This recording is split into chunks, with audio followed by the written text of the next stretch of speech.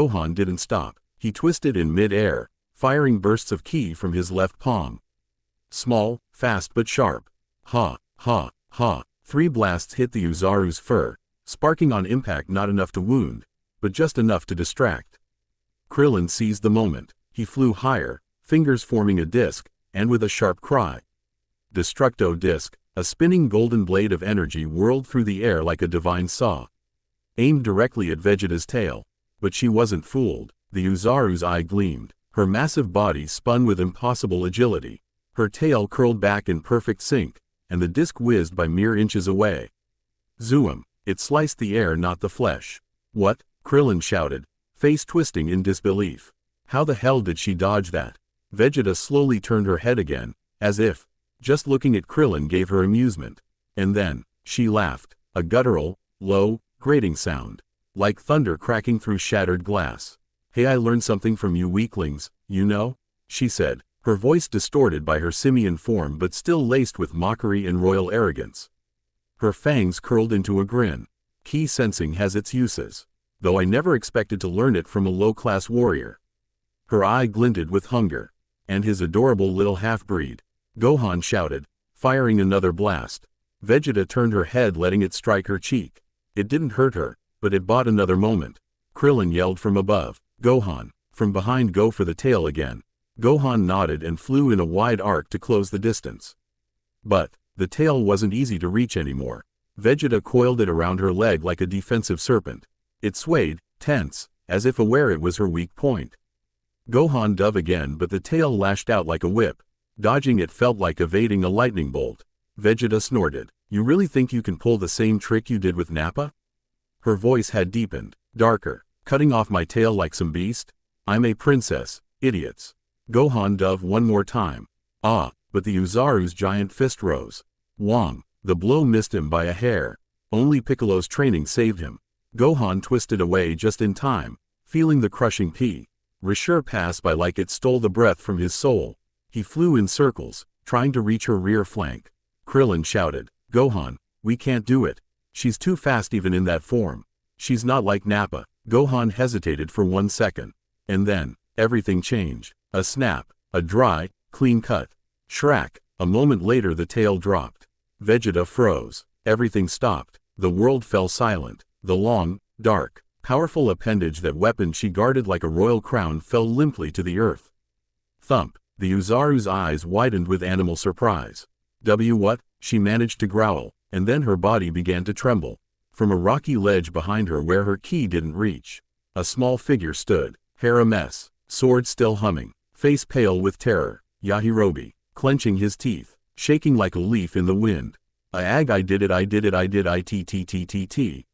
He screamed in panic, already spinning on his heels and sprinting away as fast as his legs could carry him. I don't want to die. I don't want to die. I don't want to die. His voice faded into the comic echo of stumbling steps down a slope of loose stones. Krillin blinked. What was that? Gohan landed, still not fully understanding. Vegeta began to shrink. Her fur dissolved in waves of purple energy. The roar became a human scream. Her muscles contracted. Her fangs receded. The simian face shrank. And within a cloud of smoke, she fell, from dozens of meters up. Crash. Vegeta's body hit the ground hard. She reverted to her human form, partially exposed, armor in tatters, covered in dust and sweat, gasping violently, her long hair disheveled. Her face soaked in blood, sweat and raw, seething fury. Gohan didn't know what to say. Krillin landed beside him, still trying to process what had happened. Who? And Gohan answered quietly, eyes wide in shock. Yajirobe. On the ground, Goku barely opened his eyes, his body trembling. And he smiled. I knew it. Yajirobe, from a safe distance, peeked out from behind a rock like a nervous cat poking its nose out. What just happened? Did she survive? Is she dead? Is she gonna kill me? Why the hell am I still here? But Krillin looked down at the fallen Saiyan warrior. Her ki was still there. Damaged, but not defeated. And then, they knew this wasn't over. Not while Vegeta still breathed. Not while her pride still burned. And with her tail severed, humiliation carved deep in Goku still alive, it was only a matter of time before she rose again. The air burned. The clouds, still swirling above the battlefield like a storm of ash and lightning, could not cover the rising tension that filled every corner. In the distance, echoes of distant thunder rolled like war drums, but the real storm was here, on the shattered ground, where an ancient conflict unfolded, woven in blood, pride, and destiny. Vegeta's figure, stripped of her Uzaru form, was now a bundle of condensed fury. Lying on the cracked earth, her body barely covered by what was left of her armor. Her skin scarred with lacerations, her wild hair cascading like an untamed mane. She breathed heavily, but her eyes still burned, a blazing glint, forged from rage, frustration and something else. Obsession, not with defeat, not with pain, with Kakarot. Nung, she growled, spitting blood as she pushed herself to her knees. Her right arm trembled, her back burned from multiple scorch marks. Her face was bloodied, but not bowed. Never bowed. No, she murmured, her pupils quivering with restrained fury. I don't care if I lost my tail, I can still fight. She staggered as she stood. She looked ahead, and there he was, Kakarot, his body barely held up by the ground, leaning against a rock. His torso bleeding, his left arm limp, his face covered in wounds, but his eyes still open. Watching her, Vegeta growled, no, I won't let this fight end like this. And then, she charged. A raw scream tore from her throat, her energy still alive, still burning. Kakarot. Her body rose a few feet into the air, a crude burst of motion fueled by pure will. Every muscle screamed for her to stop. Every wound burned like fire. But she was no ordinary soldier. She was the princess, the last elite warrior of her race still breathing. And before she fell, before she lost, she had to finish what she started. But then, no, a high-pitched voice screamed. A burst of ki sliced through the air, intercepting Vegeta's furious flight. Boom! An explosion knocked her back in a cloud of dust. Vegeta landed on her feet, staggering, shielding her face with her arm. What? She growled through gritted teeth. And as the smoke cleared, there he was, Gohan, the child, the half-breed, the son of the man who wouldn't quit, hovering in the air, breathing hard, fists clenched, his eyes blazing with that fire that only ignites in moments of truth. I won't let you touch my dad, he shouted, brow furrowed, his aura sparking with golden flashes. Vegeta lowered her arm and stared at him. Her face didn't mock, it looked surprised. You? She remembered his ki, that fleeting moment, before arriving on Earth, when her scouter detected something massive in this boy. And now, before her, that potential was starting to emerge. Hey, she muttered, wiping the corner of her mouth with the back of her hand. Not bad, maybe I will test your power. I want to see that potential up close. Gohan dropped to the ground, standing protectively in front of his wounded father. Vegeta clenched her fists. You're hurt, Gohan exclaimed, and you still won't stop. No, Vegeta rasped, her voice hoarse but steady. Because I haven't finished with your father. I haven't beaten him yet. And I won't let some brat get in my way. She lunged, but Gohan launched too. They met halfway across the battlefield, fists colliding in an explosion that sent dust flying from the craters. Crash! Goku could barely move his neck. From where he lay, eyes half closed, he saw his son, fighting Vegeta, truly fighting, and for a moment, above the pain, something flared in his chest. Pride, but also fear. He couldn't let Gohan sacrifice himself for him. He had to do something. He had to end this fight. And then, an idea. Krillin, he muttered, barely audible. Krillin, kneeling beside him, trying to stop the bleeding with part of his own shirt, turned immediately. Goku, you're awake. Don't move, man, you're in pieces. Goku breathed with effort, his throat dry. Krillin, you've got to help me. Anything, Goku, but don't talk seriously, you're. Listen, Goku rasped. There's a technique I learned it in the other world. Krillin narrowed his eyes. What technique? Goku raised his right arm, trembling, as if lifting it cost him what little life he had left. And there it was, a small blue sphere of energy, pulsing, suspended between his fingers. A glowing orb, peaceful. It didn't roar like a ki blast. It didn't crackle like an energy wave. It glowed as if breathing, as if pulsing with the rhythm of the earth. Krillin stared, puzzled. What is that? Spirit bomb, Goku whispered. Krillin blinked. Spirit what? It's energy I gathered from living beings on the planet. He closed his eyes for a second, remembering King Kai's lessons. The way the sun, the wind, the plants, the animals offered a piece of themselves to that condensed orb of life. It's not mine, he murmured. It belongs to Earth. Krillin swallowed hard. What do I do with it? Goku looked at him with the last spark of hope in his eyes. You have to throw it. Krillin turned pale. Wait, me? My body can't go on. He lifted the sphere with effort, passing it shakily to his friend. You can still fight. Krillin looked at the sphere as if it were sacred. The warmth it gave off wasn't destructive. It was comforting. It was life itself. And this can beat Vegeta?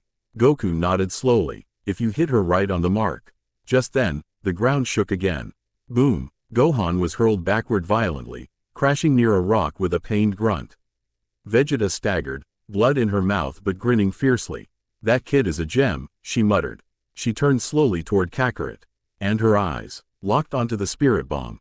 What's that? She said in a dry voice, halfway between a laugh and a growl. Krillin took a step back. Gee Goku, I think she knows. Goku clenched his teeth. Then we're out of time.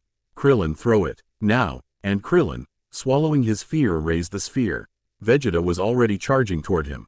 Gohan, still on the ground, tried to rise. Goku couldn't move anymore. Everything depended on a noseless human, with a heart bigger than his whole body.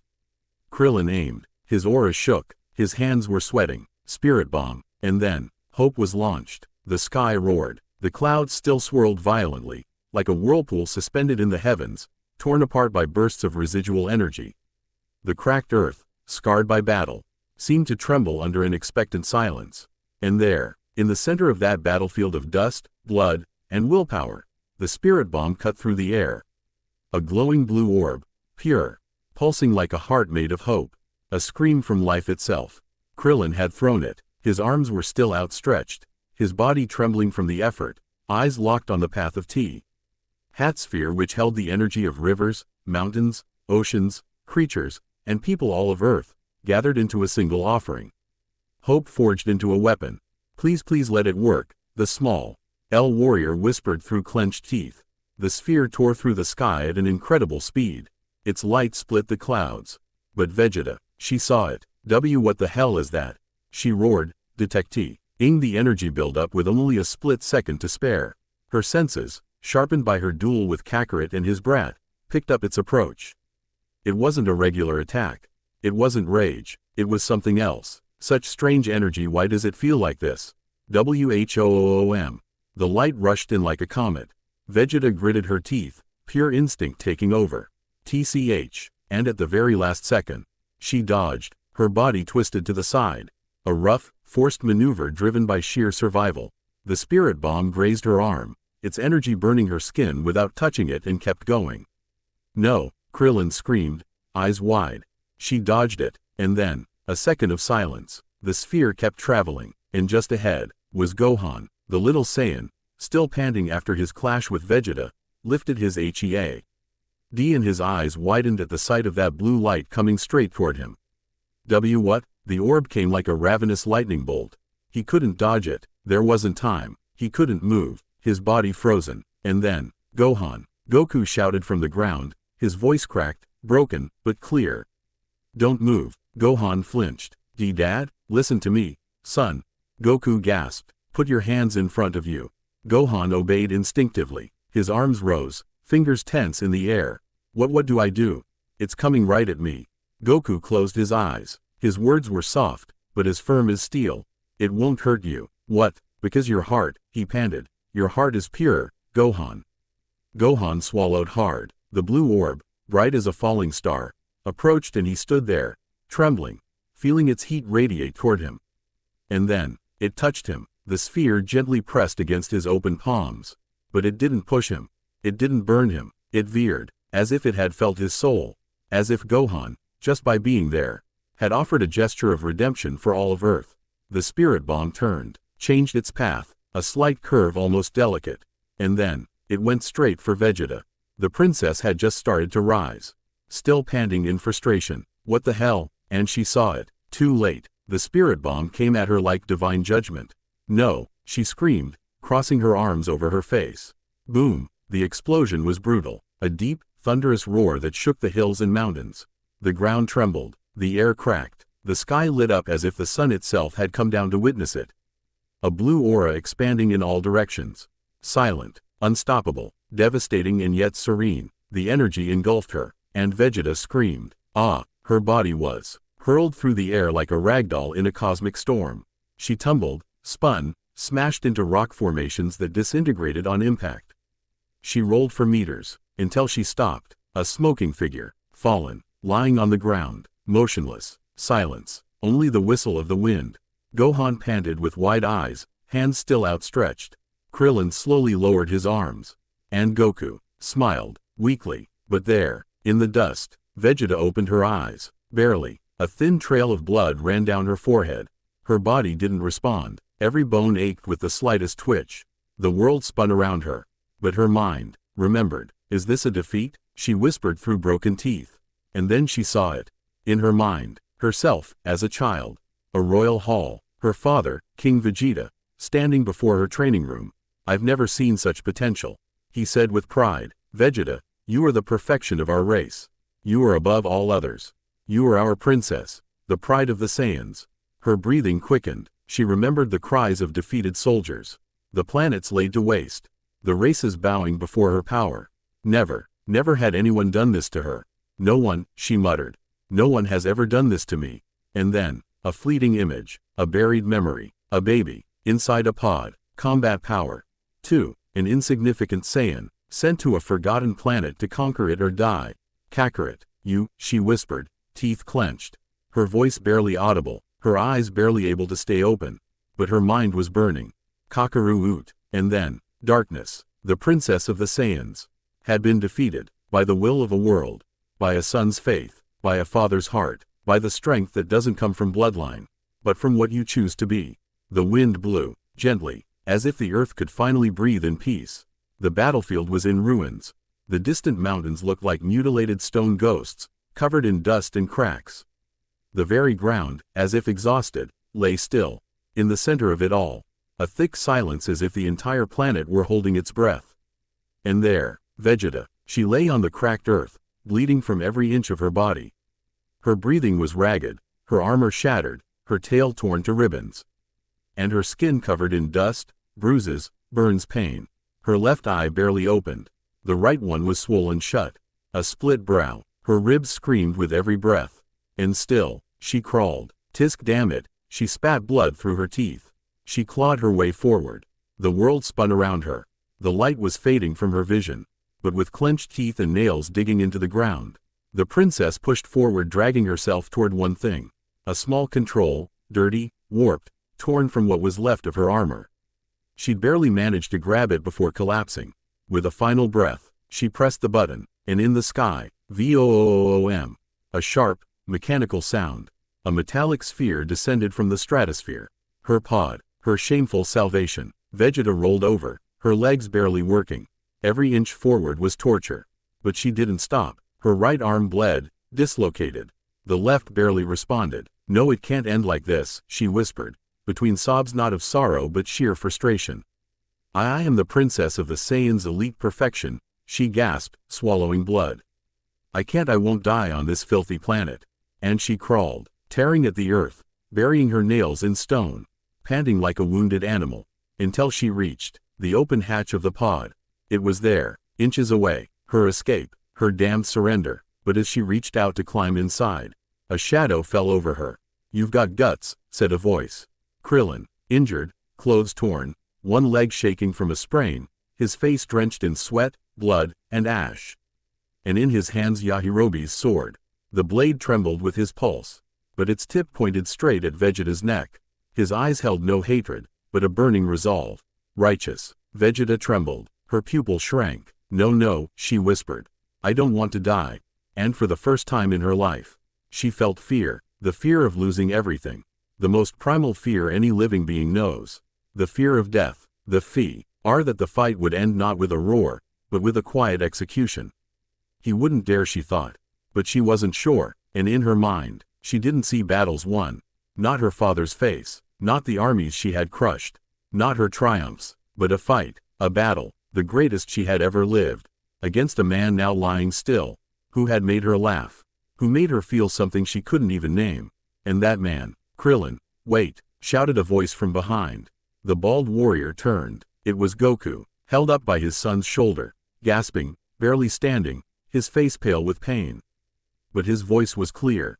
Please, he said. Krillin blinked. What? Goku took a deep breath, his body trembling with each word. Krillin let her go. An absolute silence fell. The breeze blew across the craters. The pod remained open. The sword trembled in Krillin's hands. Vegeta looked at him. Her breathing quickened, her eyes confused. What? Krillin stepped back. You're serious? His voice cracked in disbelief. Goku? He turned fully to face him. You're letting her go? He shouted, almost in fury. After everything she did, he pointed the blade toward the battlefield. She killed Yamcha, Tenshinhan, Chaozu Piccolo, almost Gohan and me. If you hadn't shown up, she would have wiped us all out. Krillin's voice broke. Goku lowered his head slightly. I know. Then why? Because of that. He slowly looked up. His eyes didn't burn with anger but with quiet intensity. He whispered. She gave me the best fight of my life. Krillin opened his mouth, said nothing. I trained in the other world, Krillin. Goku continued. With King Kai, I saw techniques I couldn't even imagine. Learned from the best. He clenched his teeth. And still she surpassed me. A pause. The wind blew. Clouds moved. At first I felt fear. Real fear. He looked at the Saiyan woman, still crouched beside her pod, not interrupting. But then I felt something else. His lips curved into a faint smile. Not dumb, not innocent, pure excitement. Krillin swallowed. Excitement? My heart beat so hard it hurt. Not because I was in danger, but because it was real. A fight like no other. Pure, wild, true. He leaned forward slightly. She's a monster, but she's also my rival. The only one who's ever done this to me. A pause. And I don't want her to die. Gohan stared at his father in awe. He had never heard him speak like that. Krillin slowly lowered the sword. But what if she comes back? What if she kills us all next time? Goku looked at the ground. Maybe. He lifted his gaze, straight at his best friend. But maybe she won't, and that's enough for me. I know it's selfish to ask. But please, Krillin, let her go. Silence. Krillin trembled. You always do this, don't you? Goku smiled. Do what? Quote. Believe in people even when no one else can. His shoulders slumped, and he let the sword drop. Vegeta, still on the ground, looked at Goku. She didn't understand. She couldn't understand. Why? She murmured, barely audible. Goku stepped forward, with effort, leaning on Gohan. He met her eyes. I don't know. He shrugged. Maybe because I want to fight you again someday. For real. No planets at stake. Just you and me. Vegeta blinked. And for the first time in her life, she didn't know what to say. She turned slowly, eyes locked on Goku, and climbed into the pod as best she could. Her fingers barely managed to close the hatch. And before the door sealed shut, she said just one word. Idiot. Huem. The pod rose, shot through the sky like a metal arrow, and vanished into the high clouds, taking with it, for now, her wounded pride and an emotion she refused to understand. Krillin crossed his arms. I don't get it, but I guess I don't need to. Gohan looked up at the sky. Dad, do you really think we'll see her again? Goku closed his eyes. The wind blew more gently now. And he smiled. Yeah, I do. And when that happens, I want to be stronger than ever. The fight was over, but the echo of that battle, that simmering desire for a rematch, was only just beginning to be written. And the destiny of two Saiyans had become forever entwined. The sky was broken, fragmented by black clouds, torn by threads of energy still lingering in the atmosphere like spiderwebs of a recent battle. Earth, once alive and fertile, seemed to be holding its breath. All that remained was a war zone. Scorched rocks, smoking craters, columns of dust rising like crumbling obelisks. And in the middle of that devastation, a white and blue ship descended like a mechanical sigh. Thum, the ship landed with a soft crunch, stirring up ash from the ground. The Capsule Corp logo gleamed on the side, weathered from the journey but still intact. The hatch opened with a hiss, and the first one out was a small, pink pig in a slightly tilted beret. Oolong, hands trembling as he held a fire extinguisher like it was a weapon. What is this place? He muttered, staring at the craters and melted stone. Is this a battlefield or actual hell? Beside him, hovering just off the ground, was Puar, wide-eyed. There's not even a breeze, he whispered, voice thread thin. And then, hey, don't just stand there, yelled a voice from inside the capsule. Bulma Briefs jumped out, pushing a hovering stretcher down a gravity platform. Her face, though marked by dust and worry, still held that frantic energy of someone who refused to surrender to despair. We need to get him inside now. His vitals are crashing. On the stretcher, Goku. His body was bandaged with whatever they could find. His uniform was in tatters, his skin covered in bruises, cuts, burns. One leg still bled beneath the makeshift wrap. But his arms, they held something more important than bandages. They held his son. Gohan wouldn't let go of his chest. The boy's face was buried against the battered muscles of his father, his small arms wrapped tight around Goku's torso, not from strength, but from the fear of losing him again. He didn't speak, he didn't cry, he just held on. Gohan, Goku murmured weakly. I'm okay, it's over. He stroked his son's back with a trembling hand. Gohan shook his head. No, you're not okay, he whispered. But you're alive. He looked up, teary-eyed, and finally, through clenched teeth. Don't leave me again. Goku smiled, barely. His face twitched in pain. But still, his fingers passed gently through his son's messy hair. Never, son, never again. A few meters away, Krillin was gasping as he dragged a body wrapped in torn cloth improvised from the remnants of a cape. Come on, he muttered, unsure if he was trying to push himself forward or drown out the sobs. Can't let them be seen like this. His face was bruised, his tunic ripped, but compared to the others he was the least injured, and that's why he carried them. Yamcha, hair loose, face calm, but body lifeless. Tien, his third eye, finally closed. Piccolo, his green skin fading, as if even the color was abandoning him. Chaozu had no body, just his hat, broken, dirty, left on a blackened rock. Krillin knelt down, picked it up with both hands. Something inside him broke. Damn it, he whispered. There's nothing left. Bulma paused the stretcher. She looked around, and for the first time she saw the cost. She saw the field full of human wreckage. And her voice, always quick with a comeback, cracked. This is a nightmare. Puar floated up and grabbed her arm. Bulma, the woman closed her eyes, gritted her teeth, and kept walking. We don't have time to cry, she said. First we keep the ones still breathing alive. Oolong walked behind them, glancing nervously at the sky. What about her? He asked. Everyone understood. No one answered. Goku was still thinking about Vegeta. Not out of hate, not for revenge. It was something else. A whirlpool he didn't know how to name. He could still smell the air when she roared in her transformed state. Still hear her distorted voice, her words, her offer. And worst of all, he still remembered her gaze before she left. That blend of rage and something more. Wounded pride, and a promise. Dad, Gohan whispered, as if reading his mind. Did she leave? Goku gave a faint nod. Yeah, will she come back? A pause. Long. She will, Goku finally said. Gohan looked down. And what'll we do when she does? Goku turned his head slightly. This time, his smile was real. Soft. We'll be ready. Krillin finally came closer. He dropped to the ground beside Goku, exhausted. Wiped the sweat and blood from his face with one hand. I don't even know how we're still alive. Because you were there, said Goku. Krillin blinked. What? If it wasn't for you for Gohan for Yajirobe. Yajirobe was scared of his own shadow, Krillin muttered. But he cut off her tail. Goku replied firmly. No one else could have done it. Without that we'd be dead. Krillin shrugged. I guess. Silence settled. Then, like a thought slipping out, he said. Goku, did you let her go? Why? Goku didn't answer right away. Gohan looked up. Bulma paused the stretcher. Everyone stared. Because, Goku murmured, I don't think she's all bad.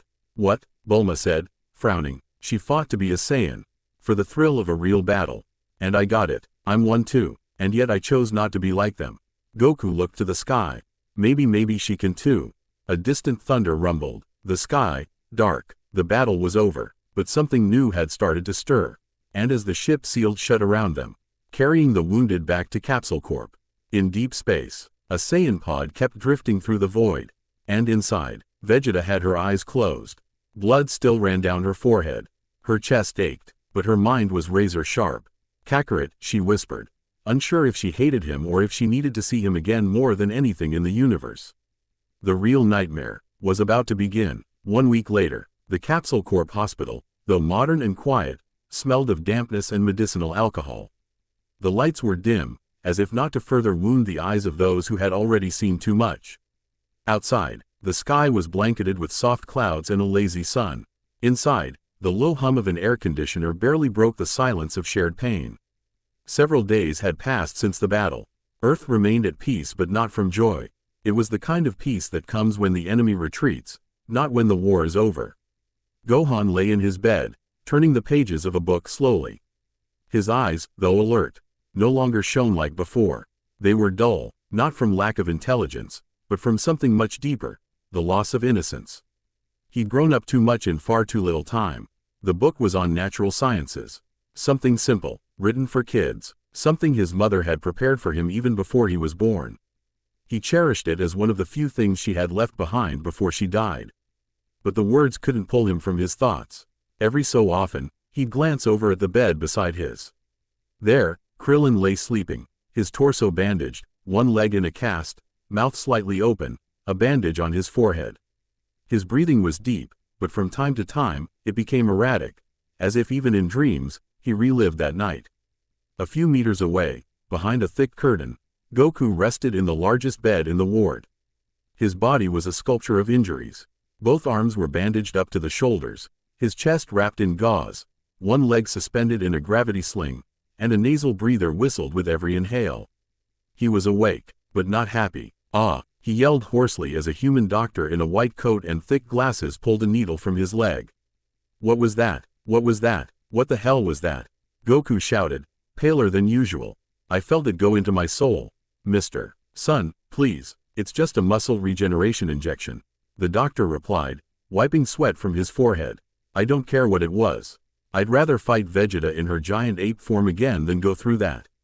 The doctor sighed, pocketed the syringe, and left without looking back. Liar, Goku muttered, gritting his teeth. He said it'd just sting a little. Liar. From the next bed over, Krillin let out a raspy chuckle. You get your back broken in battle but a little needle freaks you out. Goku nodded slowly, not even denying it. Totally different thing. Gohan lowered his book. Dad, are you going to be okay? Of course, Goku answered with a weak smile. Everything hurts, but the worst is over. And a shadow crossed his face. Because the worst had been watching his friends die. At that moment, the door opened with a soft beep. Bulma walked in with a folder under one arm, her hair tied back with a scarf, and a tablet in the other hand. Hey there, my precious cripples. She greeted with zero tact, but warmth in her eyes. Behind her, slower and more hunched than usual, came Master Roshi, dark sunglasses, walking stick, and a solemn expression uncharacteristic for him. Kids, he muttered gravely. What a day to be alive. Bulma approached Goku's bed and set the tablet down on the side table. How are my heroes? A little less dead, Krillin replied. That's the spirit. Goku raised an eyebrow. What have you got there? Bulma sighed, and her tone changed. We need to talk. Everyone fell silent. The air shifted. With Piccolo's death, Bulma began. Sitting on the edge of Gohan's bed, Kami died too. Krillin lowered his head, and without Kami, the Dragon Balls, Gohan whispered, finishing the thought, remembering what Mr. Piccolo had once told him. They're just stones. Bulma nodded. We checked, tried tracking them. They're dead, inert, no glow, like they lost their soul. Goku clenched his jaw. There's no way to bring them back. A heavy pause. Krillin, still looking down, said. Not necessarily. Everyone turned to him. Huh? Krillin swallowed hard. I remember Vegeta said something. During the fight, she mentioned something called Namek. Gohan's eyes lit up. That's right, she did. Bulma nodded slowly. I heard it too, through Uranai Baba's crystal ball. And after doing a bit of digging, she stood and projected a holographic image from her tablet. A galaxy, then a constellation, finally a green planet. This is planet Namek. It doesn't appear on standard maps. But with the data I recovered from Raditz's pod, I managed to triangulate its location.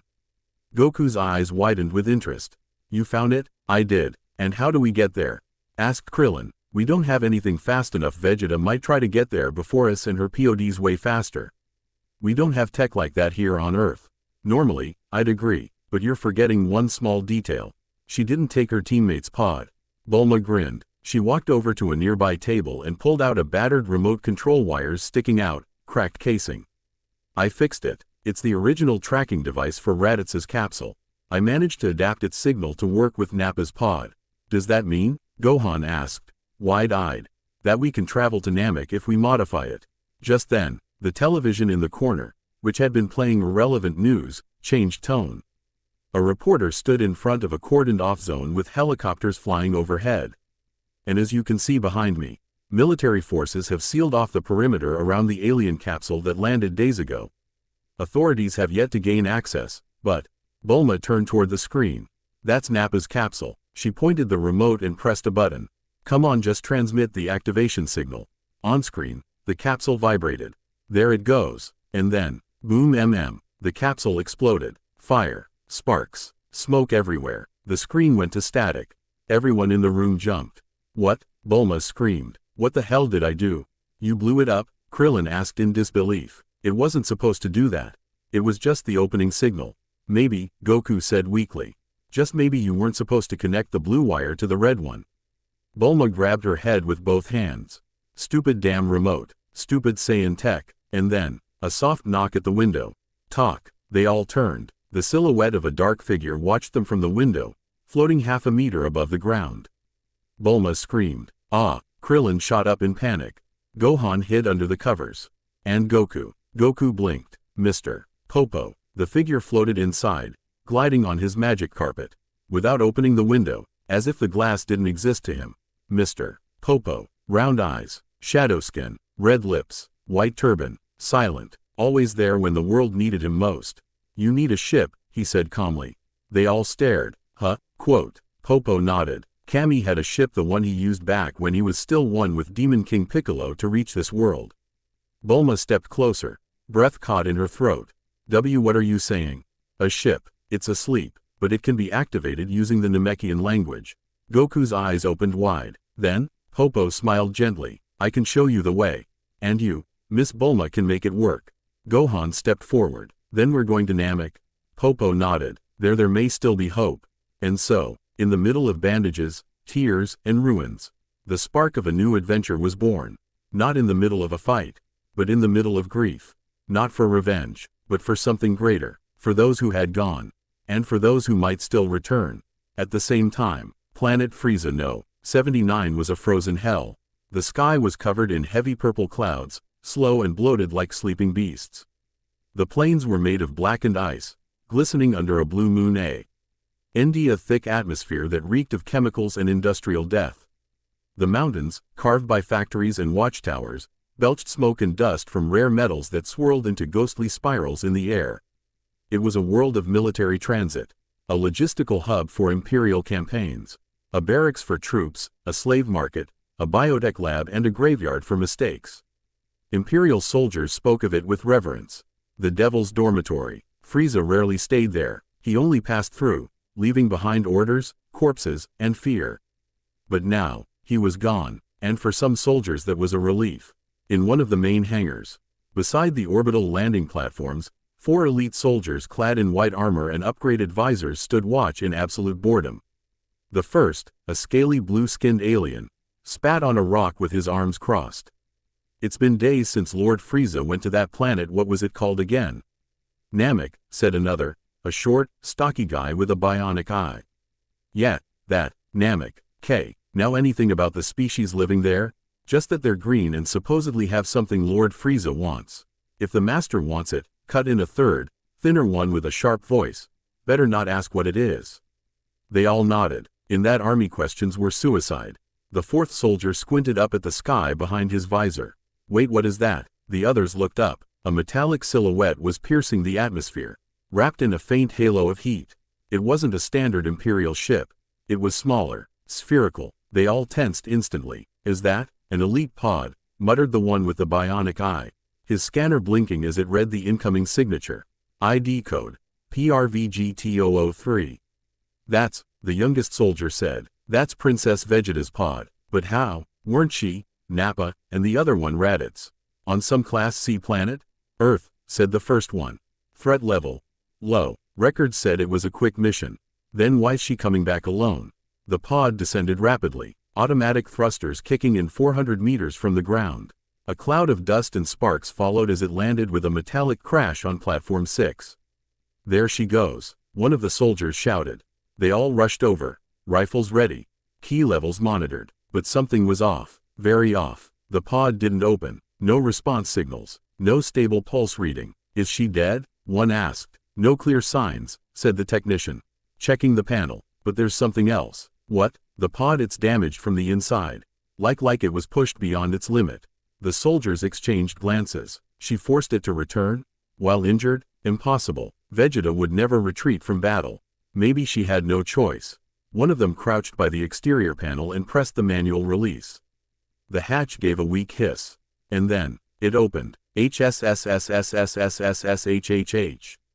Vapor, the stench of dried blood and scorched energy. And there, curled up inside the pod, in a fetal position. She was there, Vegeta. Her body was wrecked, covered in cuts, bruises, burns. Her face was filthy, the right eye swollen shut, the left barely open, showing a dilated pupil. Her armor was in shambles, cracked, scorched, destroyed on the left side. Her tail was gone, her lips were bleeding, her chest barely rose and fell, and from her throat, a constant murmur. Kakarot, she whispered, voice dry. Kakarot, again and again, like a broken mantra. The soldiers froze. One approached slowly, knelt, and touched her forehead. She was burning up. Get her to a recovery pod. Now, the commander shouted. She's alive. Two others sprinted across the hangar. The one holding her lifted her gently, carefully. She was small compared to them, but the aura radiating from her. It was heavy, dark, broken, and at its center, a nameless obsession. Kakarot, she whispered again, softer now. Why? A single tear, unbidden, involuntary, slid down her cheek. Not from physical pain, from something far deeper. As they placed her on the floating stretcher, one of the soldiers swallowed hard. What the hell happened to her? I don't know, but when she opens her eyes again, may the gods have mercy on whoever did this. And in their minds, they all thought the same thing. Whoever left her like this is already dead.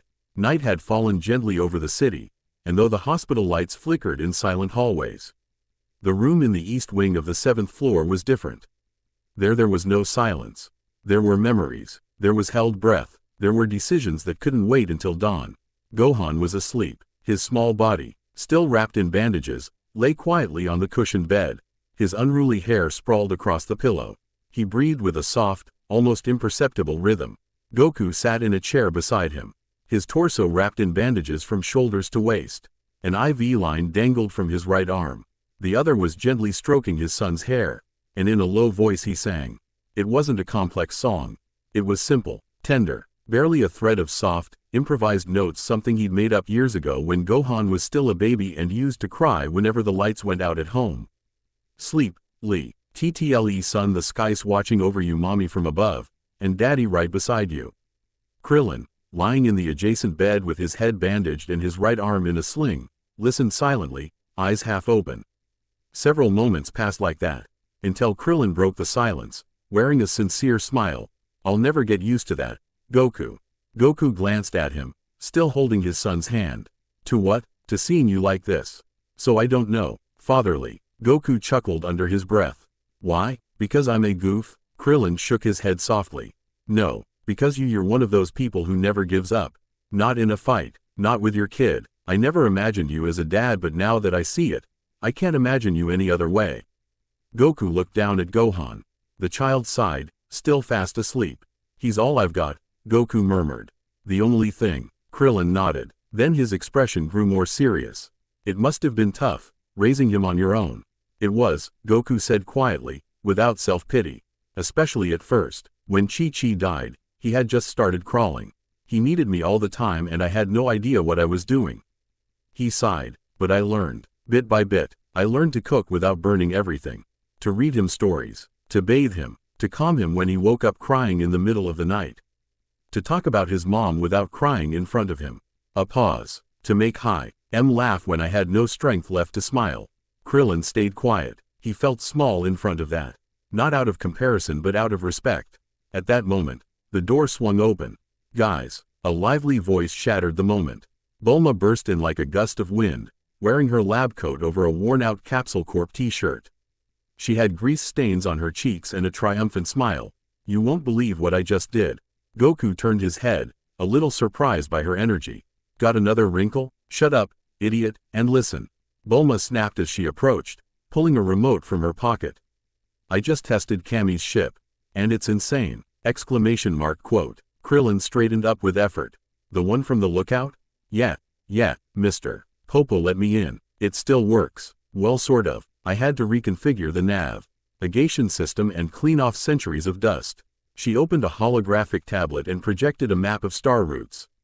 It reached Saturn's rings in just 5 minutes. Goku and Krillin stared at her in disbelief. 5 minutes? Goku muttered. Exactly, and with the mods I'm working on, it'll be ready for a trip to Namek in about a week if all goes well. A week? Krillin repeated. That's amazing. Bulma nodded enthusiastically. So that leaves us with one question. She closed the tablet. Who's going? With almost everyone you know we don't have many options. Silence returned for a moment. Everyone looked at Goku, but he shook his head, his expression heavy. I can't. Not yet. He pulled back the sheet slightly, revealing a massive bandage covering his abdomen. My muscles are shredded. The doctors say it'll be at least 2 months before I can even walk without help. And the Senzu beans won't be ready for a couple more weeks. Krillin rubbed the back of his neck. Then I guess I'll go. I'm good enough to move around and fight, if needed. Bulma raised an eyebrow. You? And you know how to operate a ship with ancient Namekian commands? Krillin froze. Exactly. That's why I'm going too. Goku smiled slightly. Knew you'd say that. I'm the smartest one here, she replied proudly. And then, they looked at Gohan. The child was still fast asleep, clinging to his father's arm. His breathing barely audible. Bulma said softly. He could come too. Goku tensed. What? Goku. He stood up to Vegeta. His power is unreal. It's prodigious. Krillin nodded, though still hesitant. And he's got a bit of Piccolo's fighting style in him. You can tell. His training was brutal. And effective. Goku clenched his teeth. He's 5 years old. Bulma walked over and sat at the edge of Goku's bed. I know, and that's why I'm not the one making this decision. She looked him in the eye. You are, Goku. You're his father. Goku looked down. Gohan murmured something in his sleep. Something tender, childish. Daddy, don't turn off the light. And Goku's heart cracked just a little. He fell silent. He remembered. The house on Mount Paozu. Half-cooked meals. Picture books. Gohan's fear of sleeping alone. The day his son cried because he couldn't remember his mother's face. And also, the training. The rage unleashed on the battlefield. The fury with which he defended Piccolo. The hidden power that only emerged when everything was at stake. The seed growing inside his son fed by pain and resolve. He closed his eyes, and sighed. If Chi-Chi were alive, she'd probably kill me just for thinking about this. They all laughed softly, with a touch of sorrow. But I also know that if she could see him now, he looked at his sleeping son, she'd see how strong he's become. How brave he is. Quote. And how proud she'd be. A pause. Then, with a firm voice. Yes, Gohan can go. Bulma looked at him with respect. Krillin bowed his head, understanding the weight of that decision. Goku stroked his son's hair. But promise me one thing.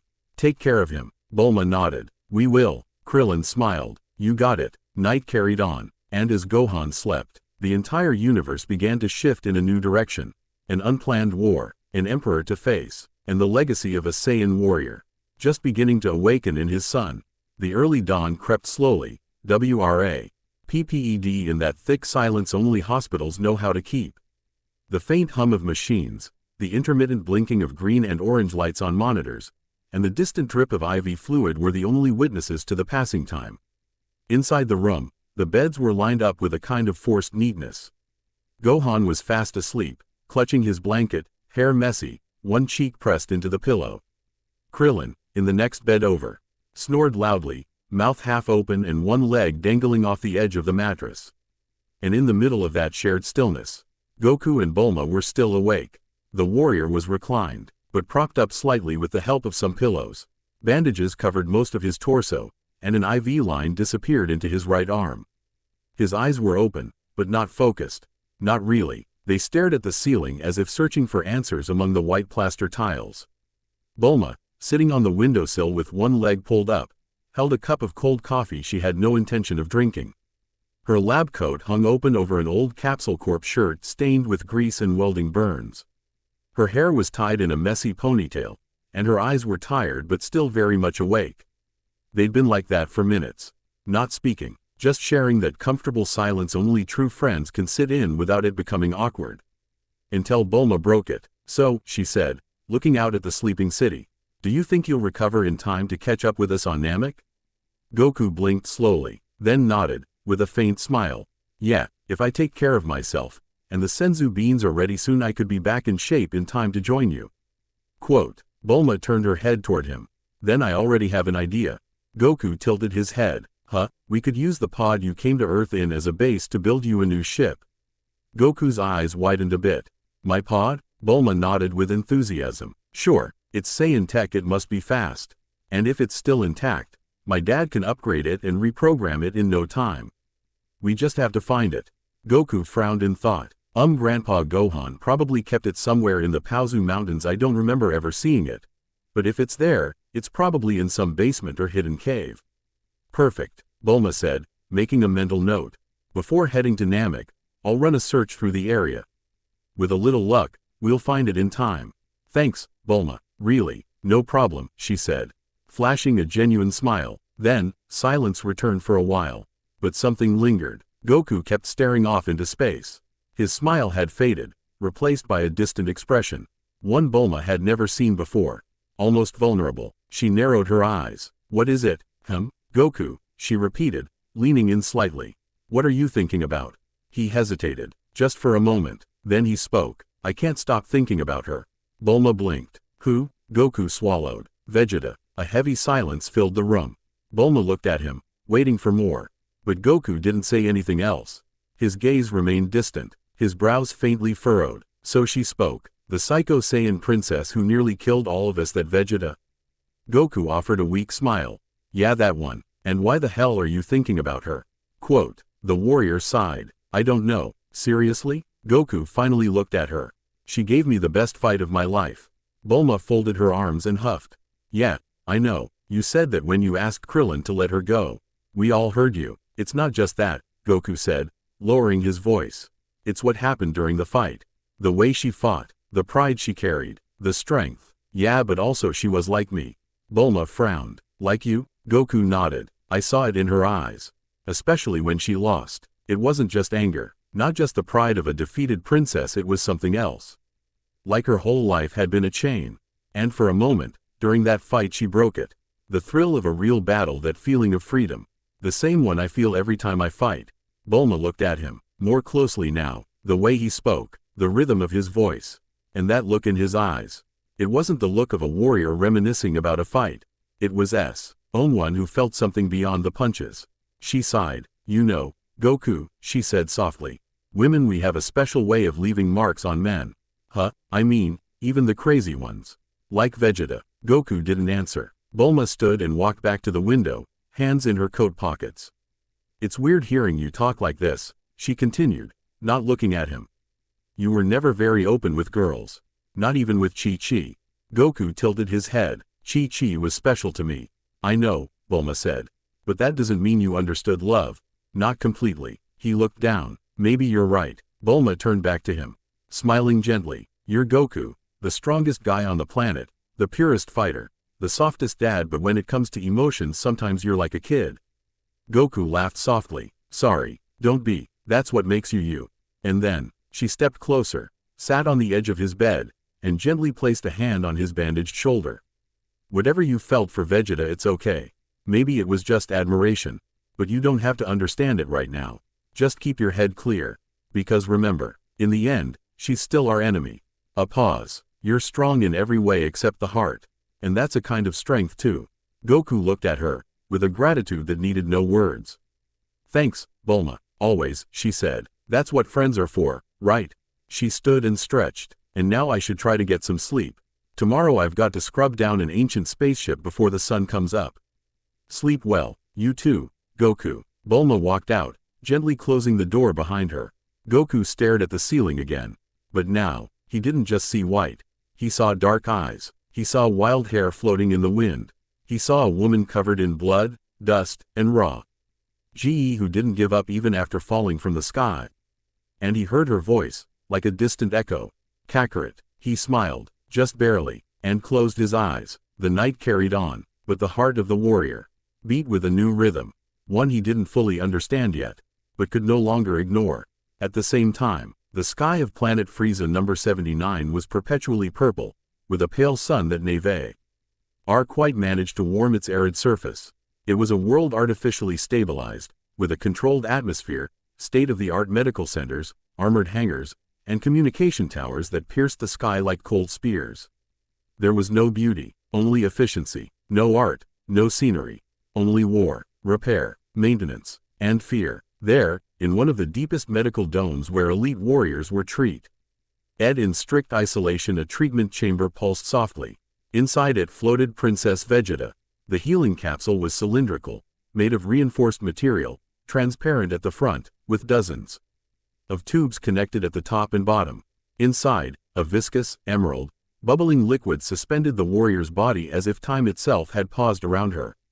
Vegeta floated, naked beneath the thick fluid, covered only by sensors attached to her temple, chest, and wrists. Her long hair drifted around her head like a wild crown. Her face, though bathed in shadows, still held that constant expression of unconscious disdain of a fight not yet finished. Her body still bore the marks of battle. Fresh scars, poorly healed burns, bruises around her neck, and fractured ribs. Her left eye was still swollen. And most noticeably, her back lacked a tail. Her breathing was faint, but her mind would not rest. In the adjacent control room, 3 alien doctors reptiloid in form, with elongated heads, compound eyes, and 6-fingered hands watched the monitors with a mix of concern and awe.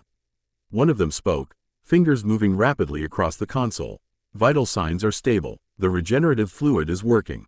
She'll need at least 14 more hours.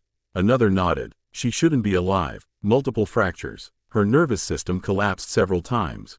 She lost nearly half a liter of blood before entering forced hibernation. But she's a Saiyan, the third murmured, his tone reverent. They're different. The more you hurt them, the stronger they become. The 3 turned to look at the monitor displaying her brain activity. Still, the first added, her neural activity hasn't stopped. She's not in a coma. She's dreaming, or remembering. The second doctor frowned, or what passed for a frown on his face. Remembering what? Quote. Inside Vegeta's mind, there was no rest, only fire, and the echo of a name. Kakarot. The world her mind recreated was no passive memory. It was a living battle. Her skin burned. The air was dust. The sky ripped open with bursts of energy. He was standing before her, hair blowing in the wind. That damn calm smile, and that voice, Kaioken, and then, explosion. Every muscle in her memory clenched at that scream. She could hear it, see it, as if it were happening again. The roaring blue Kamehameha, like an infinite ocean. The purple Gallic gun that tore through the sky. And the collision, that midpoint where everything became pure will. Her body screamed even as she dreamed. Her fingers twitched inside the liquid. Her brow furrowed, even unconscious. And in that nightmare, she screamed too. Is that all you've got, Kakarot? Her voice twisted by fury, by awe, by euphoria. Part of her wanted to crush him. Part of her wanted him to keep fighting. More, because only he had taken her there. To the edge, to that frontier where pride merges with the thrill of combat. In the control room, the machines began to beat more intensely. Her blood pressure just rose by 8%. Internal adrenaline spiking. Is she having a nightmare? I don't think so, said the lead doctor. watching the brain scan. For Saiyans, this isn't a nightmare. Inside the capsule, Vegeta's face twitched, a muscle in her cheek trembled. Her eyelids fluttered, the fluid churned violently, a mental pulse repeated in the system. A consistent pattern, one word broadcast from her mind. Over and over, like a mantra, Kakarot, Kakarot, Kakarot. The doctors exchanged uneasy glances. One of them whispered, "What did this to her?" Another answered without looking at the screen. "The report mentions a low-level planet. Earth, Earth, one opponent did all this to her?" Silence returned. Only the rhythmic beep of the capsule remained. And the bubbling breath of a warrior still alive. Still fighting, even in sleep. Because even if her body rested, Princess Vegeta did not. Not while Kakarot still lived. Not while that battle that cursed Fight K. PT repeating in her memory like a wound bleeding pride. And longing. Somewhere in the early hours, an eye opened. Red, irritated, but awake. And her breathing changed. Slower, more controlled, more lethal. Vegeta was waking up. Morning came slowly. There were no explosions, no tremors, no alarms. Just the soft light of dawn, slipping through the hospital blinds like a warm touch too gentle to disturb the stillness. Room 7E felt emptier than usual. Krillin was no longer in his bed. The sheets were still wrinkled, his body's imprint left behind on the mattress, but he was gone. Only his makeshift walking stick remained, leaning against the wall, and a short handwritten note, black ink on a prescription slip. Went to help Bulma, be back soon. K. Goku had read it with a smile. He sat up in his bed, back propped against a tower of pillows, his torso bandaged, but his face more at ease than it had been in days. The IV still hung from his arm, but it didn't seem to bother him. His EYs held more than just physical pain. There was a fleeting peace there. The kind that only comes after making hard decisions and feeling like they were the right ones. Beside him sat Gohan. The boy said nothing, perched on the metal chair next to his father's bed, his feet barely touching the floor, arms folded in his lap, his face serious. He wore a sky blue t-shirt and hospital pants. The banda, GE on his right cheek looked almost unnecessary, yet it remained a silent reminder of what he had been through. He didn't look 5 years old. He looked older. "Are you nervous?" Goku asked, breaking the silence in a gentle voice. Gohan didn't answer right away. He glanced at his father, then lowered his eyes again. "A little," he whispered. Goku nodded. "It's okay to be scared," he said. "What matters is not letting it stop you." Another silence. Gohan fiddled with the drawstring on his pants, tying and untying it slowly. "Dad." "Yeah? Why are you letting me go?" The question wasn't a complaint. Or a plea. It was honest. Something he needed to understand. Goku looked at him. His expression was calm, but his chest rose and fell slowly, as if every breath carried an invisible weight. "Because I trust you," he said. "And because I don't want you to grow up afraid." He leaned forward slightly, ignoring the pain in his side, and placed his hand on his son's head. "I don't want you to think the world is always going to protect you, or that I'll always be around to save you. But I do want you to know you can protect others." Gohan looked up. His eyes were dark, but something new flickered in them. Something that hadn't been there before the battle with Vegeta. Goku smiled. "You're stronger than you think. Way stronger. But what if I can't?" Gohan said, his voice trembling just a bit. "What if we get to that planet and it's worse than here? What if something happens to Bulma or Krillin?" Goku stayed quiet for a few seconds. Then, with impossible calm, he said, "Then, you do the same thing you did when Piccolo trained you. The same thing you did when you fought by our side. You lift your head and you keep fighting." "But," Gohan swallowed hard, "I'm not as brave as you." "You don't have to be," said Goku. "You just have to be you." A long pause settled around them. The hum of the heart monitor, the drip of the IV, and the distant murmurs from the hallway all seemed to fade. Until, Gohan raised his head, his brows furrowed with a look Goku knew well. Determination, not the kind born from pride, but from love. "I'll go, Dad," Gohan said firmly. "And I'll help bring Mr. Piccolo back. All of them, no matter what's on that planet. I'll do it." Goku blinked, and then smiled. "That's the spirit." His heart tightened, because for a moment, in that determined expression, Gohan didn't just remind him of his younger self. He reminded him of Chi-Chi. Flashback, a fleeting memory, a moment lost in time. Goku, younger, uninjured, and Chi-Chi, standing at the doorway of their mountain home. Hands on her hips and fire in her eyes. "I don't care if they're monsters or dinosaurs. You're not leaving me behind, Goku. I'm going to fight too, to protect the village. Goku, laughing nervously, scratching the back of his head. Yeah, but still. Don't underestimate me just because I'm a girl. Or because I'm your wife. And then she'd smiled, the kind of smile that didn't ask permission. It simply declared she was ready. Coming back to the present felt like waking from a sweet, distant dream. Gohan was looking at him. With his mother's eyes, and his father's soul. Promise me you'll be careful, said Goku. I promise. That you'll listen to Bulma. And Krillin. I will. And that you won't fight unless you have to. Only if there's no other choice. Goku chuckled. You're quick to bargain. Gohan gave a shy smile. You trained me well. Goku raised his right hand. Come here. Gohan took it. Their palms pressed together. An invisible bond sealed. Father and son. Saiyan and Saiyan. At that moment, the door opened. Krillin stepped in, looking more put together, though still limping slightly. Hey, ready for some good news? Gohan turned with a smile. You found it? Krillin gave a thumbs up. Yep, Goku's pod was buried in a cave behind the mountain. Old and rusty, but Bulma says it's got potential. We took it to Capsule Corp. Doctor, Brief's already working on it. That's awesome, Gohan said, sitting up straighter. Goku nodded. What about Bulma? She stayed there. She's organizing the blueprints for Kami's ship.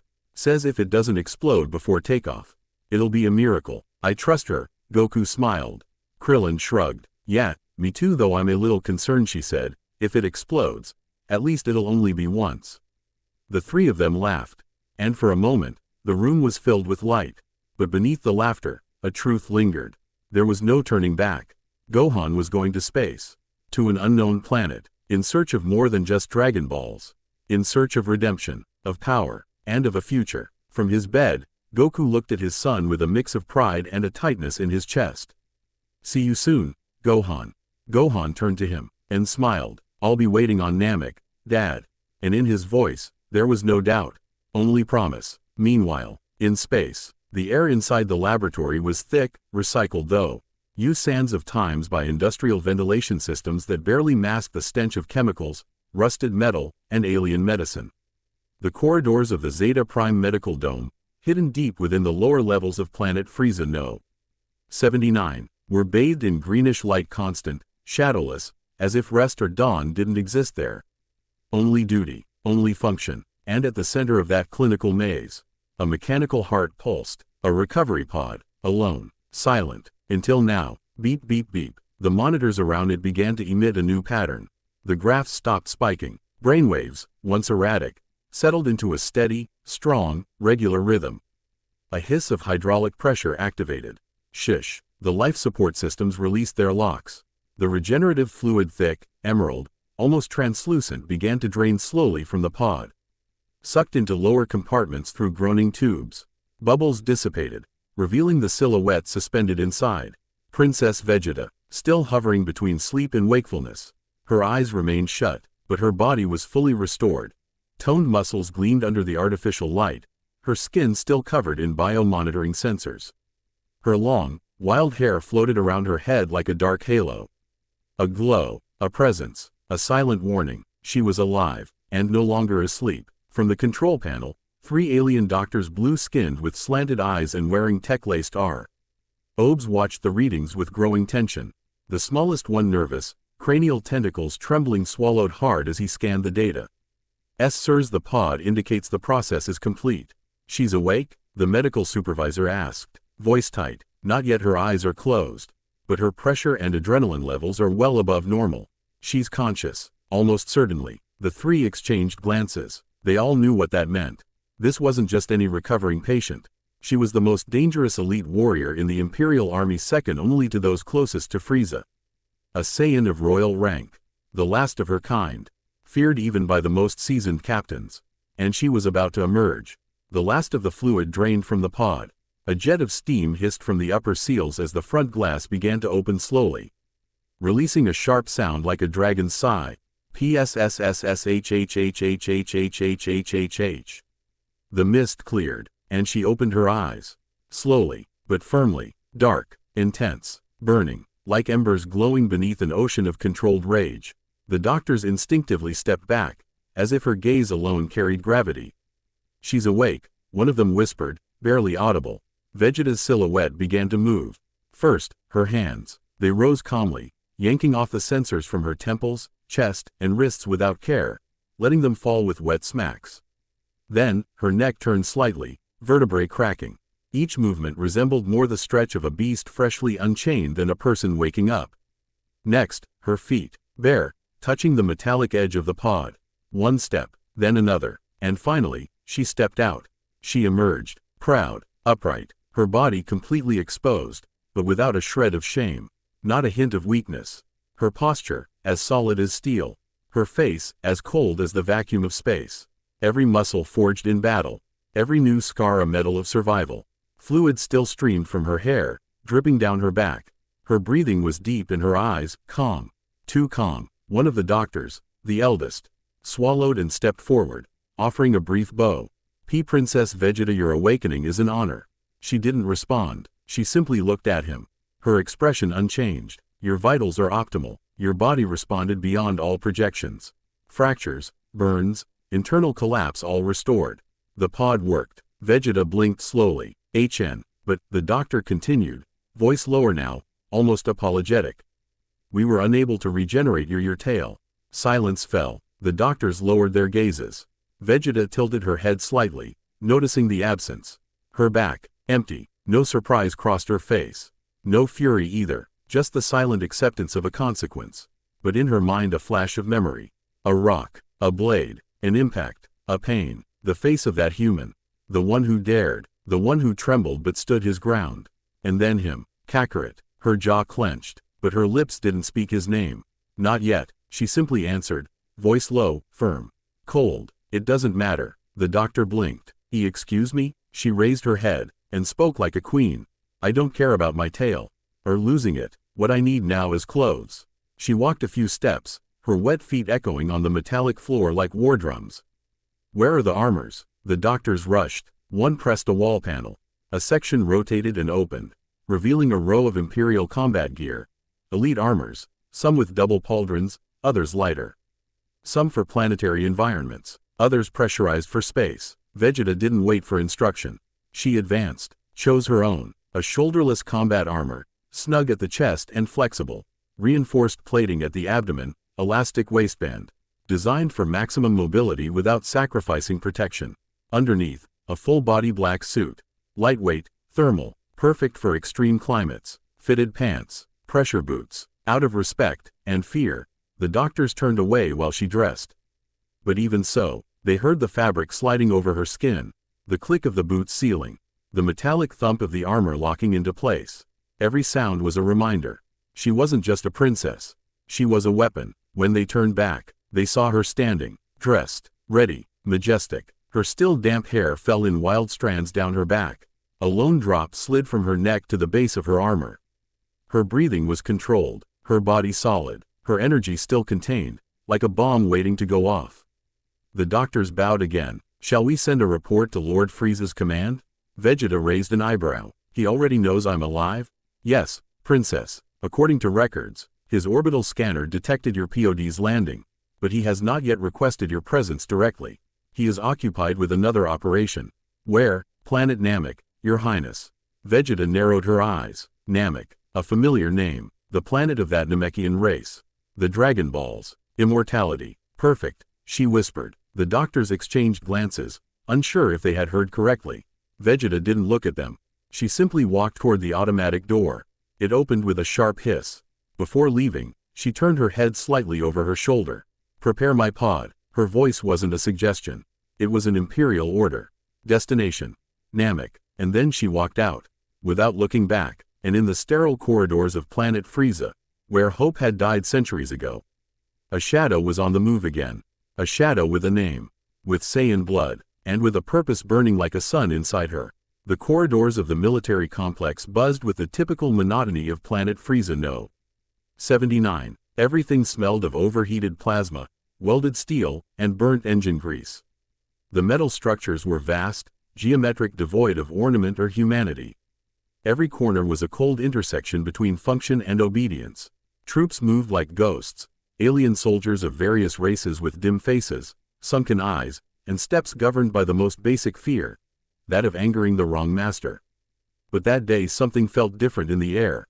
Something new, or rather, something reborn. In Hangar Bay Sector 7K, Elite Pod PRV-GT004 was being prepared by a high-ranking tech squad.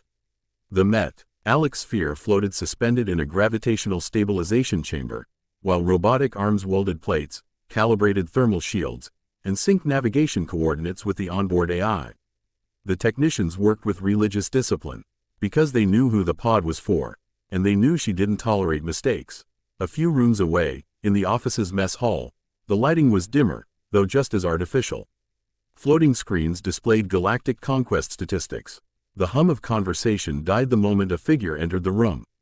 Unafraid, dressed for war, Vegeta, the Saiyan princess, walked with her head held high, the new imperial uniform clinging to her body like a second skin. Her metal boots echoed sharply, while nearby creatures set down their trays and avoided her gaze. She had returned, but she was no longer the same. She knew it, and so did they. She chose the most isolated table and sat with calm purpose. Before her, a tray with a massive cut of half-cooked Kariban meat, a boiled black protein cylinder, and a steaming energy drink. Vegeta ate efficiently, not elegantly, not greedily. She chewed with precision, as if every bite was part of a physical ritual required to fuel her body and keep her mind sharp.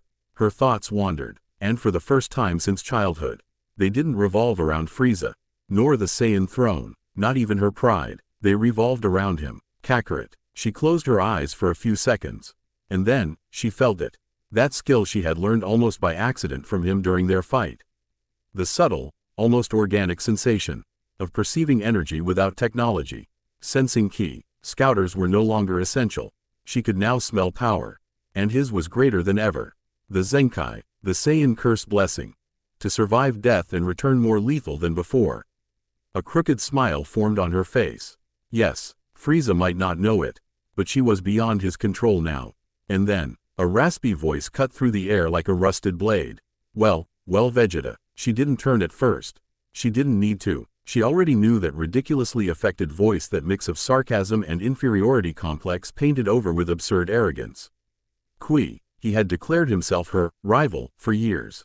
A lackey with just enough power to crawl near mid-tier, but lacking the spine to ever raise his head except behind closed doors. Approached with theatrical steps. His armor gleamed more than usual. He'd reinforced the left shoulder, upgraded his visor to a newer model. As if a cosmetic update could grant him real courage. I heard you came back in rough shape, he said with mock concern. And that Nappa and Raditz didn't make it back. He crossed his arms. What a tragedy. I guess they weren't as strong as you claimed, huh? Vegeta finally looked up, slowly, indifferently, not a trace of surprise. Just a raised brow. She said, like naming an insect. If you're going to bray, do it in another pen. He smiled, forced. Did I strike a nerve? Come on, tell me, invincible princess, who was the poor bastard that made you crawl back to this dump half dead? Vegeta swallowed the last bite of meat, set her fork aside, oohed up with the slowness of someone who saw no threat at all. Step aside, I don't have time for your nonsense. He stepped closer. Bad move. You've got the mouth to talk like that but not the guts to explain to Lord Frieza why you fled without clearance. He placed a hand on her shoulder. Listen, Shorty, Lord Frieza's upset, but he's generous. I'm sure he'll forgive you if… Her voice was a murmur, and her eyes burned with a glacial fire. I always knew you were one of his most obedient pets, but I thought you'd at least have the balls to try and intimidate me without hiding behind his name. She leaned in slightly, her voice lower, sharper. Now, remove your hand from my shoulder, before you no longer have a head. Scoffed. You don't get to give me ord. Zink. Am of energy fired from Vegeta's fingertip. No scream, no grand explosion, just a clean, silent shot. Lethal. Qui's head burst like a rotten fruit. Plop. His body wavered, and collapsed. Blood splattered against the back wall. A group of soldiers stepped away, gasping. An alien's tray clattered to the ground with a metallic clang. No one moved, no one spoke. Vegeta lowered her hand. I warned you, she sighed. Definitely my powers increased. She walked past the corpse without a second glance. But before crossing the automatic door, she turned slightly. Her hair swayed with almost ceremonial momentum. Her eyes looked down at him one last time. By the way, a pause, a cold, crooked smile. I'm glad you're dead, Now you can stop saying we were rivals. She took one more step. I've already found my true rival. The door opened, and the whole world seemed to step out of her path. Somewhere in the cosmos, a blue sphere floated through the dark. And above it, one name burned in the soul of a princess. Kakarot. The sea breeze brushed the coast with the softness of an old sigh. The waves crashed against the rocks as if bidding farewell one last time. Seagulls circled over the pink roof of a small house perched on a tiny, solitary island in the middle of the ocean, Cane House. The wind carried the scent of salt, and in the air there was a different hum. An electric pulse, metallic, a ship. Right in front of the house, on the white sand, stood a structure that seemed out of place. Ancient and futuristic at once, the oval-shaped ship of Kami rested on its retractable legs, ITS panels shining anew thanks to recent restoration work. It had been upgraded with Bulma's technology, its interior refitted with storage compartments, gravity beds, and a command cabin linked to the Dragon radar. The access hatch was open, showing a ramp leading into an interior lit by soft green lights. Everything was ready. The moment had arrived. Don't forget to brush your teeth, Oolong shouted, hands on his hips. And don't eat anything green unless you ask it if it can talk first. You really have strange priorities, Puar muttered, floating beside the pig while waving a small white flag that read good luck. Master Roshi, with his dark sunglasses, wooden cane, and hunched back, watched in silence. His lips were pressed into a thin line. In his gaze there was a mixture of concern and pride. In front of the ship, Bulma, wearing a white spacesuit with lilac accents, adjusted the Dragon radar on her left wrist. Her hair was tied back in a practical ponytail, and a communicator rested on one ear. Her expression was tense, focused. She reviewed the final parameters of the route dynamic on a digital tablet. Beside her, Krillin, wearing a sleeveless orange GI and almost fully recovered, took deep breaths as he stretched his neck and adjusted his boots. And a few steps farther back, standing on the sand, was Gohan. The boy stared at the ground, embarrassed. His new haircut felt uncomfortable. It had been a special request from his father, one Bulma fulfilled with almost surgical precision. A practical, short, neat cut, with a modest fringe and no trace of the wild, bush-like hair he once had. He felt exposed. Everything okay, Gohan? Krillin asked, noticing his silence. Gohan lifted his gaze, scratching the back of his neck. Yeah, it's just the haircut. Krillin smiled. Trust me, it's not that bad. They did the same to me when I was a kid. In my case, though, it was permanent. Gohan tried to smile, but his eyes drifted toward the horizon. Where he wasn't. Goku hadn't been able to come. He was still recovering in the hospital. His muscles remained fragile, his ribs held together by bandages and nanocells, and his mobility limited to assisted walking. And yet, that morning, just before Bulma arrived to pick up Gohan. Flashback. That morning, Capsule Corp Hospital. The room still smelled of medicine. Gohan, dressed for travel with his backpack on, was about to leave. Goku, sitting on the bed, leaned toward him slowly, taking his hand. Are you ready? He asked, smiling through his worry. Gohan nodded. I'm going to do my best, Dad. Goku pulled him into a trembling armed hug, holding him close despite the pain. Listen carefully. Gohan closed his eyes, feeling his father's warmth. I don't know what you'll find out there. It might be beautiful. It might be horrible. A pause. But I want you to remember this. You're not alone. Krillin is with you. Bulma too. And I'll join you once I recover. But I'm always with you. He placed a hand on the boy's chest. Here, got it? Gohan nodded, swallowing hard. Yes, and one more thing. Goku looked straight into his eyes. Don't forget who you are. Gohan blinked. I'm a Saiyan? No, Goku said, with an even bigger smile. You're my son, and that says everything. Back to the present. Back on the beach, Gohan exhaled slowly. He felt the wind on his face. He clenched his fists, REing that mix of fear and courage known only to those who leap into the unknown for the first time.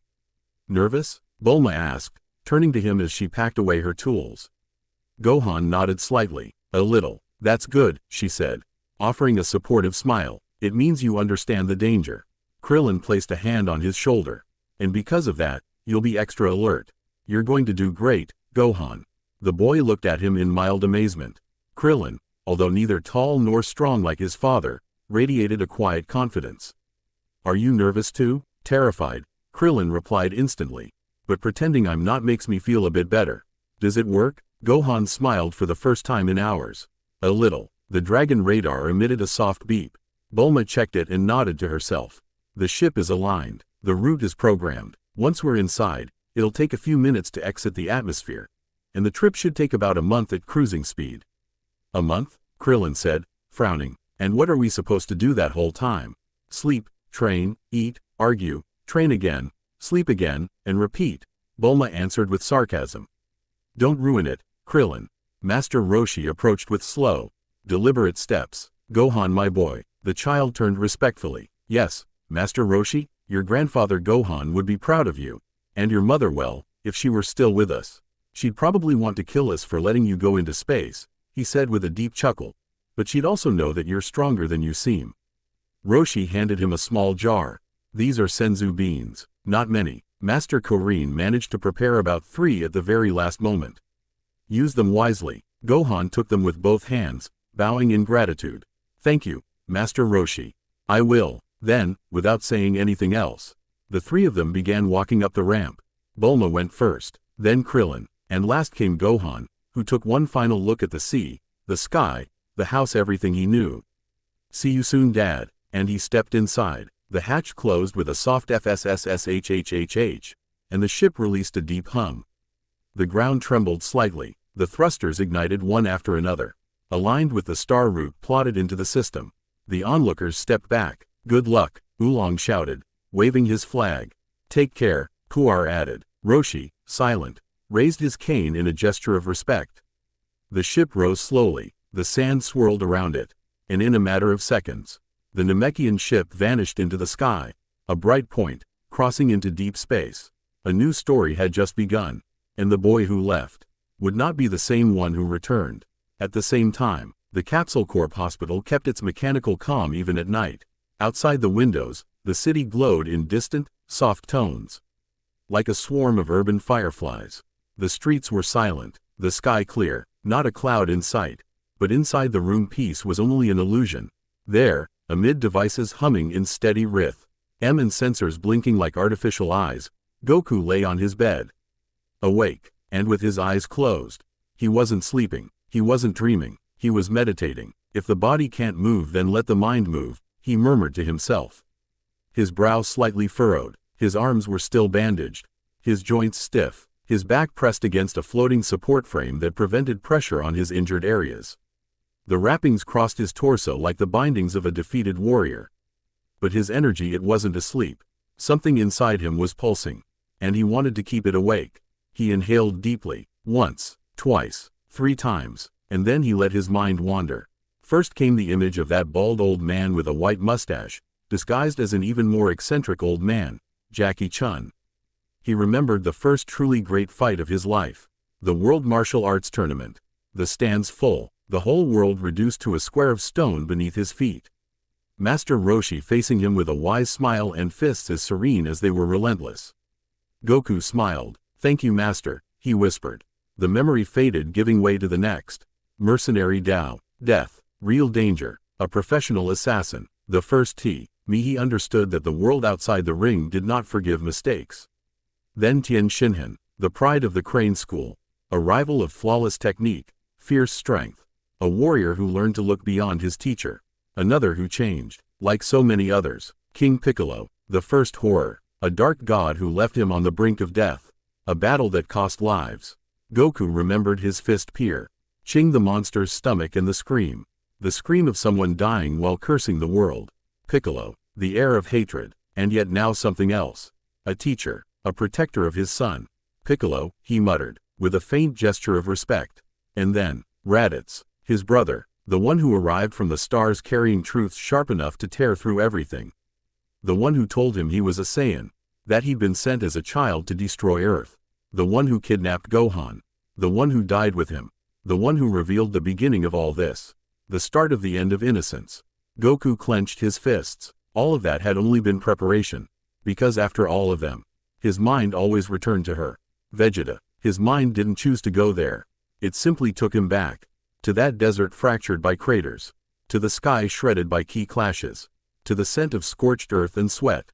And to her, the slender, powerful, proud figure. tail swaying behind her like an arrogant whip. That crooked smirk, that upward gaze, those fierce eyes. The roar turned into battle lust.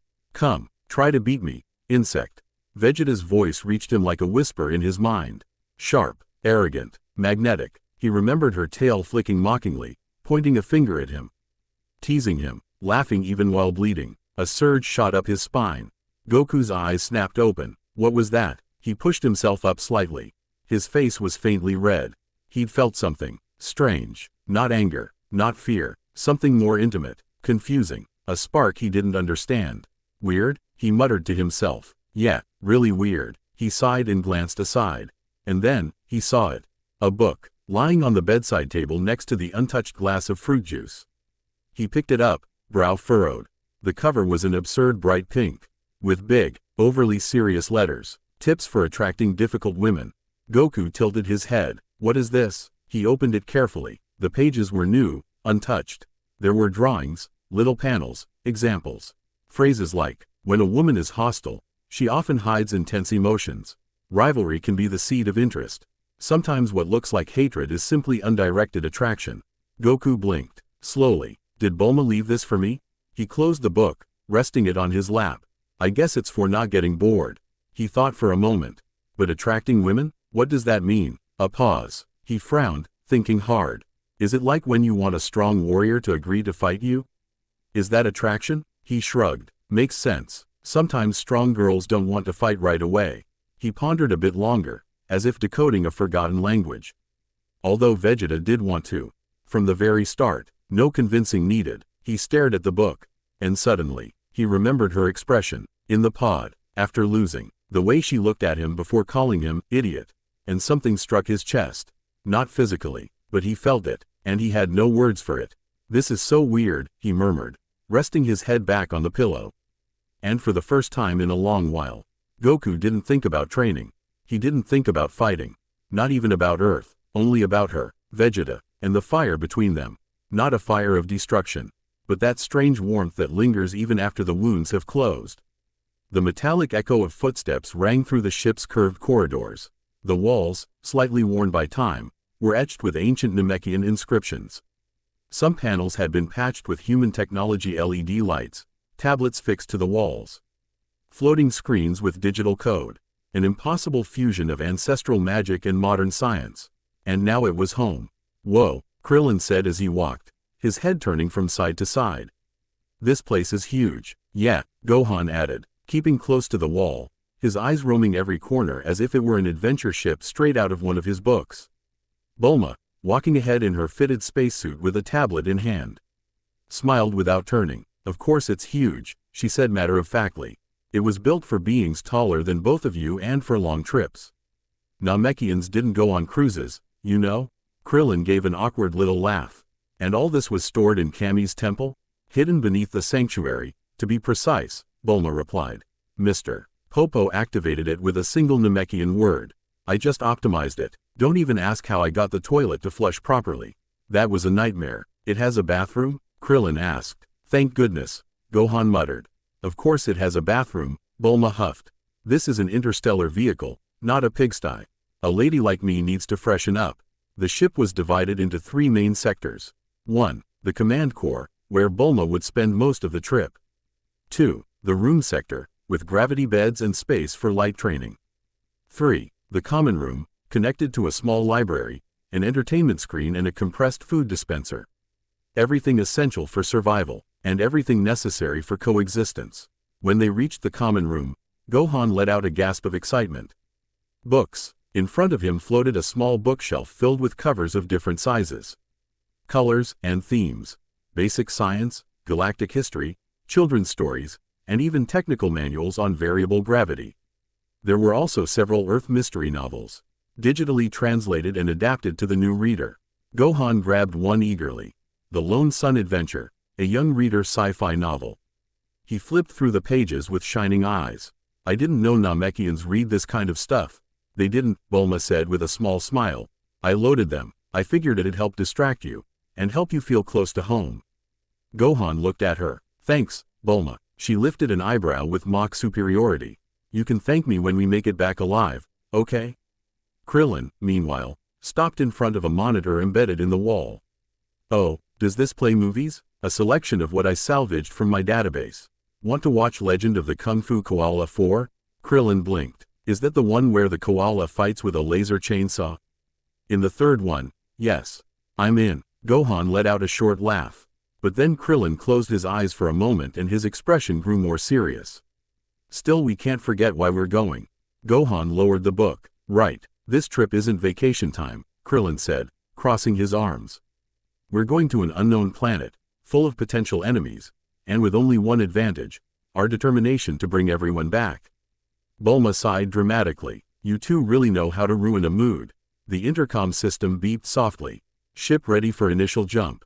Confirm coordinates." Bulma spun around and headed for the command core's main panel. Krillin and Gohan followed, now serious, focused. At the console, Bulma slid her command card across the luminous surface.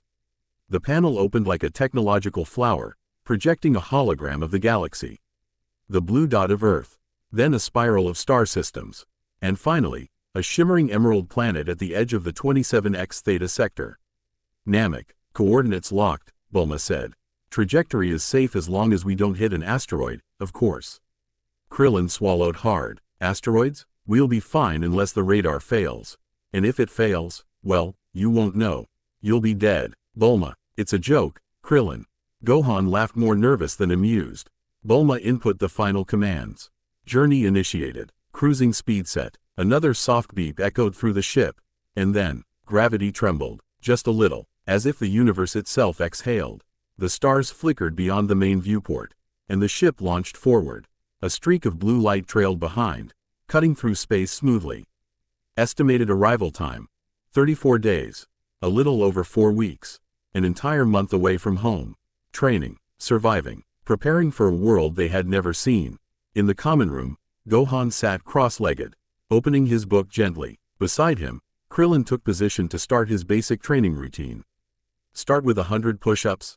Krillin asked, stretching his arms. Gohan closed the book. "Yes, and after that can we practice ki control?" "Sure, your dad taught you a lot, didn't he?" Gohan nodded eagerly. "Yes, and Piccolo too." Krillin smiled. "Then we're going to bring all that potential out of you, Lil Master." Bulma watched them from the console, and for a moment she felt something unexpected. Not nostalgia, not fear, but pride. "These idiots, they're going to make it," she thought as she adjusted her headset. Then she sat before the dragon radar. Her role wasn't to fight. It was to get them there alive, and to make sure this journey wasn't their last. The stars slid across the window, and Kami's ship continued on its course, toward a planet none of them knew, where the real battle would finally begin. In space, everything was a well of silence. No wind, no sound, only infinite darkness sprinkled with distant stars blinking like remnants of a collapsing universe. The Saiyan pod floated through that void with the brutal elegance of a bullet frozen in a perfect trajectory. Its course, Namek. Its speed, faster than light. Its occupant, Vegeta. The Saiyan princess sat at the center of the pod, legs crossed, arms resting over her thighs, eyes half closed.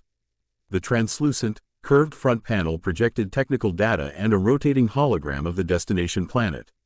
Name: Namek. Estimated arrival time: 34 days. Distance traveled: nearly half a galactic sector. Vegeta didn't blink. Her breathing was slow, measured. In her chest burned echoes of old wounds and a well-tempered fury, like a spear no longer thrashing but aiming. She had left planet Frieza No. 79 the day before. The departure was silent. No one stopped her. No one dared. The ship was pre-programmed. The route direct. She needed no distractions. And now, alone in the cosmos, she had everything she feared and everything she secretly longed for. Time to think. Her gaze shifted to the side panel. A graph displayed the trajectory of recent pods in the quadrant. One red signal halted, inactive, Nappas, and below it, another signal, extinguished. Raditzes, idiots, she muttered, couldn't even keep up pathetic excuse for Saiyans. She remembered their faces. Nappa, clumsy but loyal. Raditz, arrogant and weak.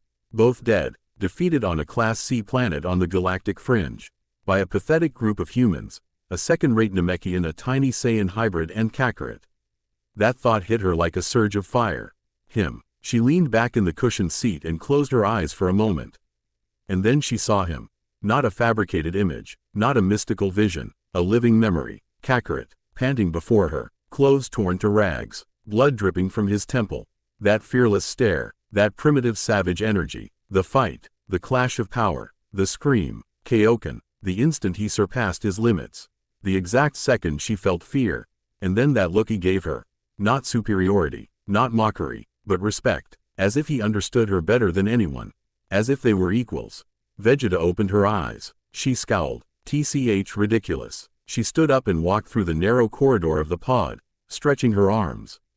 Every muscle in her body still remembered the spirit bomb. Every vertebra still tasted the bitterness of defeat. But her ki was stronger than ever. Thanks to the Zenkai, her power had exploded. That gift only Saiyan's possessed. Falling to the brink of death and rising even stronger. Thanks for that, Kakarot, she muttered sarcastically. You made me stronger than I ever imagined. She returned to her seat. Another thought surfaced. Frieza, how did he find out?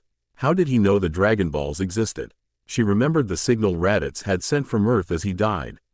A transmission meant for her and Nappa, warning them about the Dragon Balls. But what if Frieza intercepted part of that message? If he heard about the Dragon Balls? About the wishes? About immortality? Damn it, she said under her breath, hitting the armrest. She had been careless. Her plan had been perfect. Go to Earth, gather the Dragon Balls, become immortal, kill Frieza, break free, rule. But now Frieza was moving too. And that ruined everything. She clenched her fists. Frieza was not someone you underestimated. His power was absolute, capable of wiping civilizations with a single finger, capable of making even his own father tremble, something only one being even stronger than Frieza had ever done. But that was another story. For now, Frieza too sought the Dragon Balls. The battle on Namek wouldn't be a simple race. It would be a war. And yet, there was no turning back. Vegeta closed her eyes again. She inhaled deeply. It doesn't matter. Her voice was low, but sharp as a blade. This time, I'm not running. This time I'm hunting. She knew she couldn't face him yet. But if she found the Dragon Balls first, if she achieved her wish, immortality, then yes, she would kill Frieza, and with him fear would vanish. Control would vanish. The chains would vanish. She would be free, an immortal Saiyan, the last sovereign of her race. And then, a thought pierced through her. One she had never allowed with such clarity. Raditz, Nappa, her people, planet Vegeta, all dead, all of them, except Kakarot, and her. A dry laugh escaped her lips. Tisk unbelievable. It irritated her to accept it. It frustrated her, but she could no longer deny it. Only two pure Saiyans remained in the entire universe. Her and him, her rival, her equal, her damned anomaly, and, if she looked at it without emotion, her reflection. At least, she murmured, I'm not as alone as I thought. She leaned back in the seat, turned off the pod's internal lights. Only the stars kept shining. Only silence remained. But in her mind, the roar of battle awaited. And in her soul, one name kept beating. Namek's wind wasn't strong. It was tense. A whisper sliding between the blue grass hills, over emerald lakes, through thin trees that swayed as though crying in silence. The sky so pure, so clean was not meant to witness horrors. And yet it was already stained. Black smoke rose like open scars across the horizon. Collapsed houses, spherical roofs split like brittle shells, shattered columns, bluish blood splattered across translucent trunks. A village, silenced, erased. The elder dragged his body across the ground like an agonizing shadow. His white robe hung in torn strips, one hand burned, the other broken, and his legs hadn't responded for hours.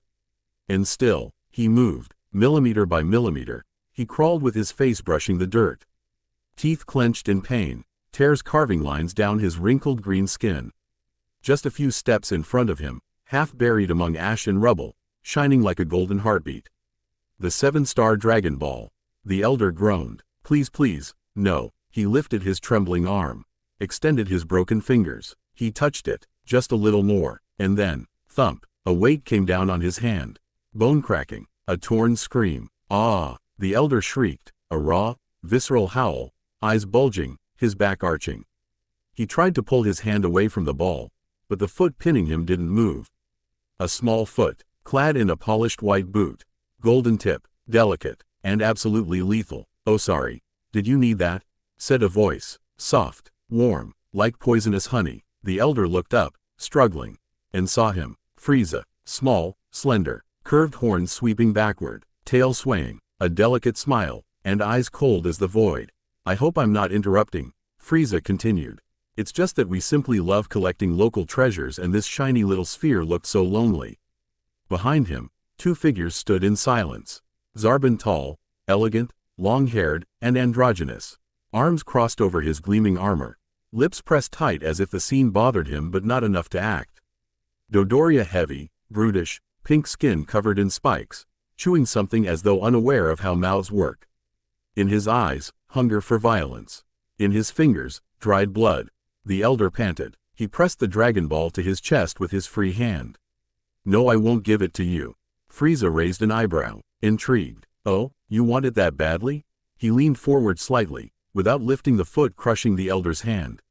How adorable. I'm touched to see such loyalty from such a primitive people. He straightened and snapped his fingers. Zarbon, Dodoria take note. Active resistance. It seems kindness won't be enough. Zarbon remained silent. Dodoria chuckled. Lord Frieza, let me handle him. This guy can barely breathe. He won't even bleed right. Frieza slowly turned back to the elder. And spoke. Look, my nameless elder, this doesn't have to be unpleasant. My army and I are on a little expedition. We're looking for some lovely golden spheres like this one, and we already possess one. With yours we'd have two. He gestured broadly, like speaking to a child. But if you'd be so kind as to tell me where the other 5 are, we could finish quickly. And who knows, I might even let you live. The elder spat blue blood. You are monsters. Frieza sighed, disappointed. Oh, such an ugly word. He smiled, and so predictable. Dodoria stepped forward, licking his teeth. So what, boss? Crack him open now, or chop his arms off first. As you wish, Frieza said, turning on his heel. Just don't break the sphere. I need it intact. The elder hugged the Dragon Ball with both arms, face pressed to the ground, as though his old body could shield it even in death. I won't let you defile our legacy. Dodoria snorted. Legacy my ass. And then, THRUMM. The blow fell like a mountain on the elder's body. A fist straight into his abdomen. A crater formed instantly. The ground shattered beneath them. The Dragon Ball rolled from his arms. Rolled slowly until it bumped against Zarbon's feet. Zarbon picked it up delicately, examining it with a faint smile. To think all this fuss is over this. Frieza approached the elder, now barely breathing, mouth open in a silent gasp, eyes clouded. You should have talked, he whispered. I liked you, you seemed wise. He crouched, tail swaying like a curious cat's. You know, I've noticed this planet is inconvenient. He pointed toward the horizon. So many villages, so many distances, so much water, so much unnecessary resistance. He turned to Zarbon and Dodoria. But no matter, we'll find them anyway. A wider smile, sharper, one by one. Zarbon nodded, placing the sphere into a floating capsule. So we have 2 spheres. It's taking more effort than expected, but with time. With time we'll succeed. Frieza finished, sing-song. Luckily, I can be quite patient when I choose. And glancing at the elder's corpse. Though I admit sometimes I miss the efficiency of fear. Dodoria spat on the ground. Then we can scare them more, if you want. Frieza turned slowly, as if his feet didn't touch the ground. Yes, Dodoria, that's exactly what we'll do. A pause, and then he looked up. Toward the sky, toward space, as if sensing something. A vibration in the cosmos. A distant presence. Frieza smiled, but I may not be the only one interested in these jewels. Zarbon frowned. You sense something? Not yet, but I have a feeling. Frieza turned, tail waving like a signature of death. And as he walked across the ruins of the village, his voice drifted like a cruel whisper. Find them all, kill those who won't speak. And if the children cry, make sure others hear them. High above, the green sky remained silent. But Namekian blood already stained its glow, and the Emperor of Fear was only just beginning his game. Day 14 of the journey. The Namekian hip drifted through space with the constancy of a galactic pendulum. Unconcerned with the passing of Earth time, its interior breathed with an artificial calm, warm and monotonous. The walls emitted a low, steady hum, and the ceiling lights dimmed according to simulated day-night cycles. At its core, silence ruled, not for lack of life, but because thought had piled up. Inside, the ship vibrated with compensated gravity, the air purified by ancient yet efficient filters. Outside, it floated like an obsidian tear carving through the cosmos. A month of travel, and already 2 weeks had passed. sitting at the main console. Bulma reviewed the navigation data with hawk-like focus. Her hair, now tied into a tight braid, had loose strands falling across her sweaty face. She wore a sleeveless RT and little else plus several pockets strapped around her waist to store her gadgets, an improvised workspace for a space engineer. Graphs floated across the screen. The ship's current position, active systems, internal pressure. The remaining energy of the auxiliary reactor she had assembled with human parts before departure. Everything was in order, and that was the strangest part. She sighed and let her back collapse against the chair. Beside her, a cup of cold coffee. On the console, a tablet filled with technical notes. And beyond that, the curved window showing infinity. Stars. Thousands. Hundreds of thousands. I don't think I'll ever get used to this, she murmured, crossing her arms. Space was beautiful, but cruel as well, in the way it reminded her how small she was. And yet, here she was, in the middle of nothingness, traveling with two martial artists who had somehow become her family. She tilted her head slightly, looking toward the hallway. A couple of dry laughs drifted through the airsoft, clipped. Gohan and Krillin were training. Again, as if they simply couldn't afford to waste a single moment. And then, unintentionally, her mind wandered to the smallest one. Gohan, the boy with eyes older than his actual age. The back room, once used to store Namekian meditation relics, had been repurposed as a training chamber. There wasn't enough room for big battles, but the gravity floor simulated extra weight, and the walls absorbed impacts. Now, Gohan sat cross-legged, eyes closed, hands resting over his lap. Krillin, across from him, mirrored the posture. Okay, now visualize it, he said in a low voice. Controlling ki isn't just strength. It's intention, breathing, rhythm. I'm trying, Gohan whispered, sweating lightly. Don't force it, let it flow. Ki began to glow between them. Faint, like a campfire lit in the darkness of the ship. It spread in slow waves. Warm, aligned, a dance between two wounded souls. Minutes passed, and then, arg, Krillin fell backward. Ow, I touched the core of your ki. Gohan opened his eyes, alarmed. Are you okay? Yeah, Krillin laughed, shaking his head. But your energy felt like a blast. You're loaded with ki, Gohan. Really? Oh yeah, you're like a contained bomb. Gohan stared at his hands. Then squeezed them. That much? Gohan, Krillin said, suddenly serious as he wiped sweat from his brow. Listen, you have more power inside you than many adults I've fought. The problem is you only use it when you're scared or angry. I noticed it when we fought Vegeta and Nappa. The boy lowered his gaze. It's just that I don't want to hurt anyone. And that's what makes you different, Krillin replied softly. That part of you, that's what makes you human. Suddenly, a sound echoed.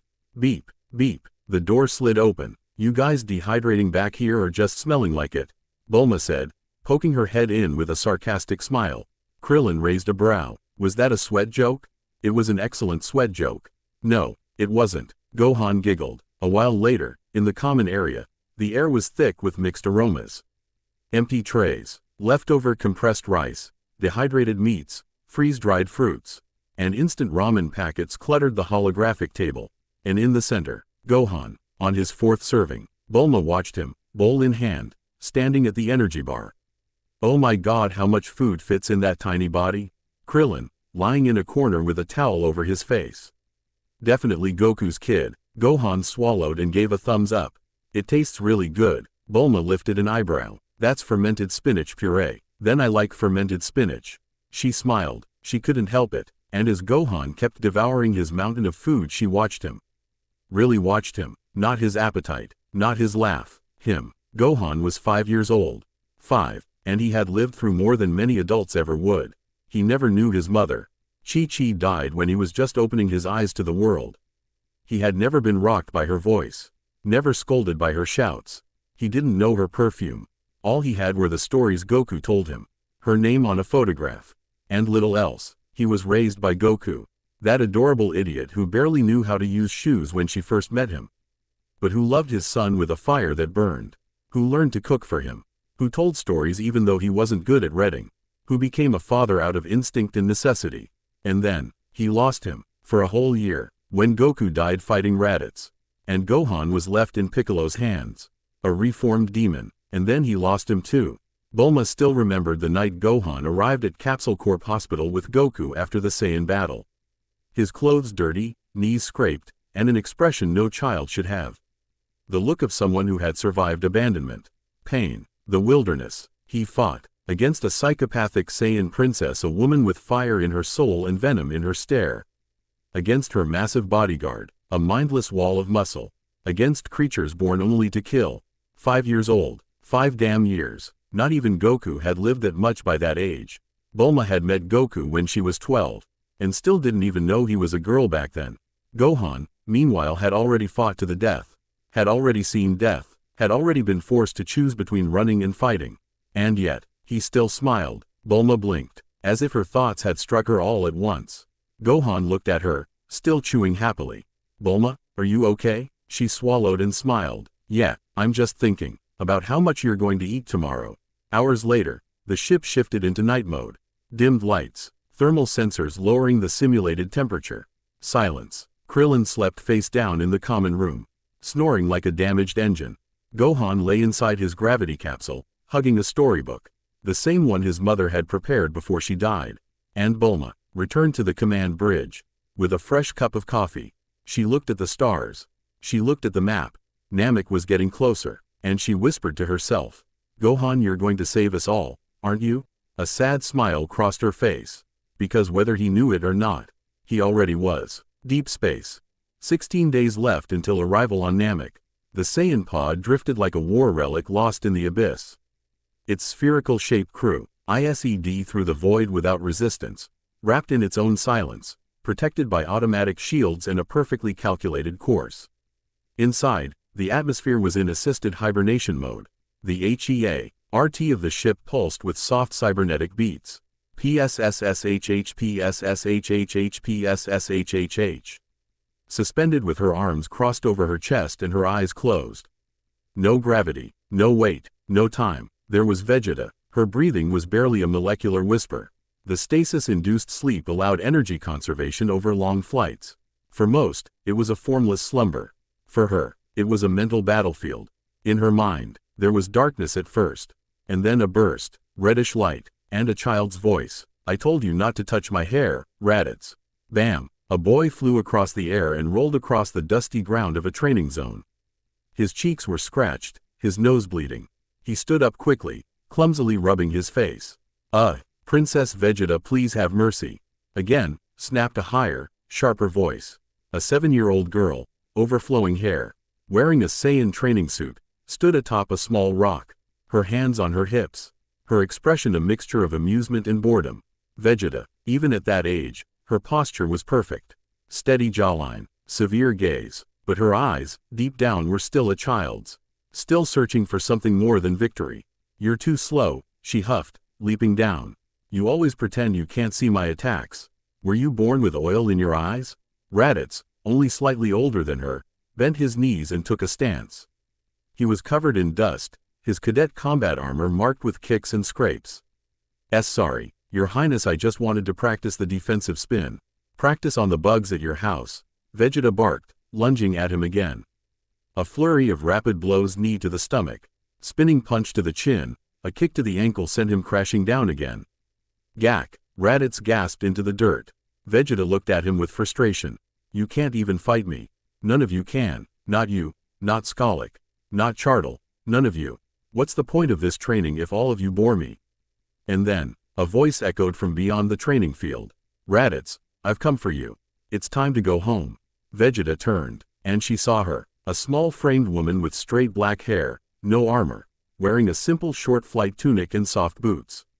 Her expression serene, calm, unusually gentle for a Saiyan. Jine, Raditz's mother. Vegeta remembered her, barely, always from a distance, always different, and in her arms, a child, tiny, barely 2 years old, asleep, wrapped in a white blanket with gold trim. Vegeta stared at him. Something stirred inside her. She had seen him before. "Come, Raditz," Jine said tenderly. "Your father is waiting. He's back from his mission on planet Cereal and wants to see us all." Raditz stood slowly, limping, his pride shattered into 3 pieces. "Why, yes, mother." Before leaving, he looked at the princess. "Thank you for the match, Princess Vegeta." She didn't respond. She only glanced sideways at him. Then her attention fixed on the child Giant carried. Her father's voice echoed in her memory. A scene from 2 years ago. 2 years earlier. These will be your subjects, Vegeta, King Vegeta said, gesturing toward a row of pods. Look closely. Each one is being evaluated by the assignment system. Power level, genetic predispositions, aggression index. I'll show you the most interesting cases. Vegeta, 5 years old, walked beside him, short strides, chin held high. That one will be sent to a Class G planet, he said, pointing to a pod containing a sleeping infant. Initial power, 32. Good candidate for cleansing work. And farther down, and this one, the smallest pod, a translucent life support sphere. Inside, a newborn. The visor displayed. Name, Kakarot. Age, 3 days. Combat power, 2. Vegeta wrinkled her nose. 2? Yes. Pathetic, isn't it? What's a soldier like that good for? To send him far away. Planets without resistance. If he survives, fine. If not, no one will miss him. Vegeta looked at the child's face. He slept. No scars. No rage. Just stillness. Something without a name settled in her chest. A hollow she couldn't understand. The dream shifted violently. Kakarot. The scream ripped through her mind. Everything shattered. The training field became a burning sky. Giant and Raditz dissolved into smoke. And then, she was falling. Her adult body, bloodied and battered, plummeted through Earth's sky again. The ground shook. Mountains exploded. Goku faced her, his body glowing red with Kaioken. His breath blazing. His voice unwavering. I won't lose. Boom. The clash of energies tore through her. Bones cracking. The spirit bomb drew near. She screamed, roared, suffered, wanted. Kakarot. A soft beep. A temperature shift. Vegeta opened her eyes. Inside the pod, her expression was different. Not rage, not despair, confusion. Her breathing quickened slightly, then, steadied. A computerized voice spoke. Stasis restored. Heart rate stabilized. Mind hyperactive. Returning to hibernation in 30 seconds. Vegeta closed her eyes again. But she found no rest. Not this time, because what she had seen wasn't just a dream. It was an echo, a root, a part of herself that had always been there. Watching that child, that Saiyan with a power level of 2, that fool with the honest smile, that impossible rival, Kakarot, and in her chest, 2 desires churned together, to destroy him, and to see him again. Day 29 of the journey. The universe stretched outside like an endless canvas. Stars flickered with the irregular rhythm of interdimensional fireflies. The Namekian ship drifted soundlessly, frictionless, cutting through the void with unshakable elegance. On board, time was measured in cycles of sleep, training, and dragon radar checks. Only 5 days remained before reaching Namek. 5 days, and the tension was tightening like a poorly wrapped bandage. Common room. Simulated morning cycle. Gohan sat cross-legged on a metal crate in the common room, elbows resting on his knees. In front of him, on the floor, was a small silver lockbox. He had opened it with extreme care. Inside were the 3 senzu beans. They glowed faintly, dry but alive, as if holding the breath of the one who had cultivated them. The boy stared at them in silence. Then he murmured, "We could have given one to Dad." Krillin, who had been checking a supply compartment nearby, paused. He slowly turned his head. What? Gohan didn't look at him. His eyes stayed on the beans. I mean, Master Roshi gave them to me right before we left. 3. And I never thought to give one to Dad before leaving. Krillin quietly shut the compartment, leaving the energy rations floating in a nearby capsule. Man, it wasn't on purpose, Gohan added, a bit anxious. It's just since we were about to take off it didn't occur to me. Krillin walked over, crouched beside the box, and stared at the beans too. Me neither, he admitted, rubbing his neck. I guess with the chaos of launch day, and the excitement of the mission, and trying to bring everyone back, no one thought of it. Gohan pressed his lips together. But if we'd given him one, he'd be fine now. He could have come with us. He would be here. A voice cut in from the side console. Knowing that blockhead, he probably would have refused, said Bulma. Without even turning around, she was adjusting the dragon radar, its blue lights illuminating her tired face. Gohan blinked. Huh? Bulma turned in her chair. Her eyes were shadowed by dark circles, and her hair was tied up in a messy ponytail with 2 pencils stuck into it. She'd been up for the last 4 hours fine-tuning the radar's signal sensitivity. I know him better than most, she said. If you offered him one of those beans, what do you think he'd have said? Gohan frowned, hesitated, then lowered his head, probably something like, "You need it more, don't worry about me." Krillin nodded slowly. Yeah, Goku would have wanted his son to have a better shot at this mission even if it meant staying behind a bit longer. And besides, Bulma added, standing up, he had another plan. What plan? Krillin asked. Bulma kept speaking. The pod they used to send him to Earth. My dad's retrofitting it with gravity simulation tech. You know what that means. Krillin snapped his fingers. He can train just like he did in the other world. Exactly, Bulma confirmed. With that, Goku can push his power to the limit during the trip and join us stronger than ever. Gohan looked up, eyes gleaming slightly. So he'll be okay? He'll get stronger? Oh, I'm sure of it, Bulma said with a smile. If I know him, he's probably training in his sleep. Krillin chuckled, voice dry. That's Goku. A pause. Crazy, reckless but incredibly reliable. Gohan looked at the beans once more and carefully returned them to the box. He closed it and sealed it with the digital lock Bulma had given him. So we've only got 3. Yeah, Bulma replied, and that's why they have to be treated like treasure. Krillin stood up, stretching. Where should we store them? I've already got it covered, Bulma said, pulling a special capsule from the side of her suit. It was white, marked with a red symbol, a lock. This is a microchamber with dual fingerprint security. Gohan, you and I will be the only ones who can open it. It's magnetized. I'll attach it inside the gravity support unit in the rest cabin. Gohan nodded. Good idea. Supply area, review and planning. While Bulma worked on securing the capsule, Krillin was busy organizing their landing essentials. On the command table were 6 HOI capsules. Each held different emergency modules. Capsule 1. Food rations for several weeks, in case something went wrong. Capsule 2. An automatic tent with thermal insulation. Capsule 3. A basic medical kit. Capsule 4. Monitoring equipment. Capsule 5. A miniaturized solar generator. Capsule 6. A lightweight land bike. Capsule 7. A shower? Capsule 8. Another bike? Krillin shook his head. Best not to question Bulma's whims. Okay, if we go down with 3 capsules at first. I'd say food, the tent, and the generator. We can send for the rest later. I'd say the bike first, Bulma said, eyes still on the radar. If the planet's big and we need to move around, wheels will help. From the floor, Gohan was already imagining Namek's landscape. What will it look like? He whispered. Green? Blue? Will there be mountains? Probably desert areas or wetlands. Bulma replied. According to Raditz's pod data, the atmosphere is similar to Earth's. Breathable, gravity's only slightly stronger. And the people? Krillin added. Are they all like Piccolo or Kami? That's the million zeni question, said Bulma. We know they've got Dragon Balls. The rest we'll find out when we land. A little while later, Bulma returned to the control center and stared at the radar sphere floating in the middle. Blinking dot. Namek. Distance. 5 days. The energy signal of the Dragon Balls faint, but detectable. 1, maybe 2, or more, still unclear. Bulma adjusted the sensitivity. The radar beeped sharply. Gohan approached. Curious. What are you doing? Setting the tracker to auto mode. That way, the moment we land we'll know if a ball is nearby. And if it's really far, then we'll have to move. And be careful. Krillin appeared at the doorway. I've packed everything. The capsules are ready. One's on my belt, one's with you, and the last is with Gohan. Perfect, said Bulma, stretching her arms. Now we just have to not die.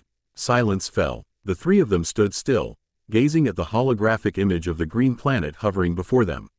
Namek. It was no longer a strange word. It was an inevitable destination. Gohan swallowed hard. You guys think we can do this? Krillin answered without hesitation. Yes. Bulma smiled. We've got the weirdest team in the galaxy. A brave kid, a bald goofball and a genius.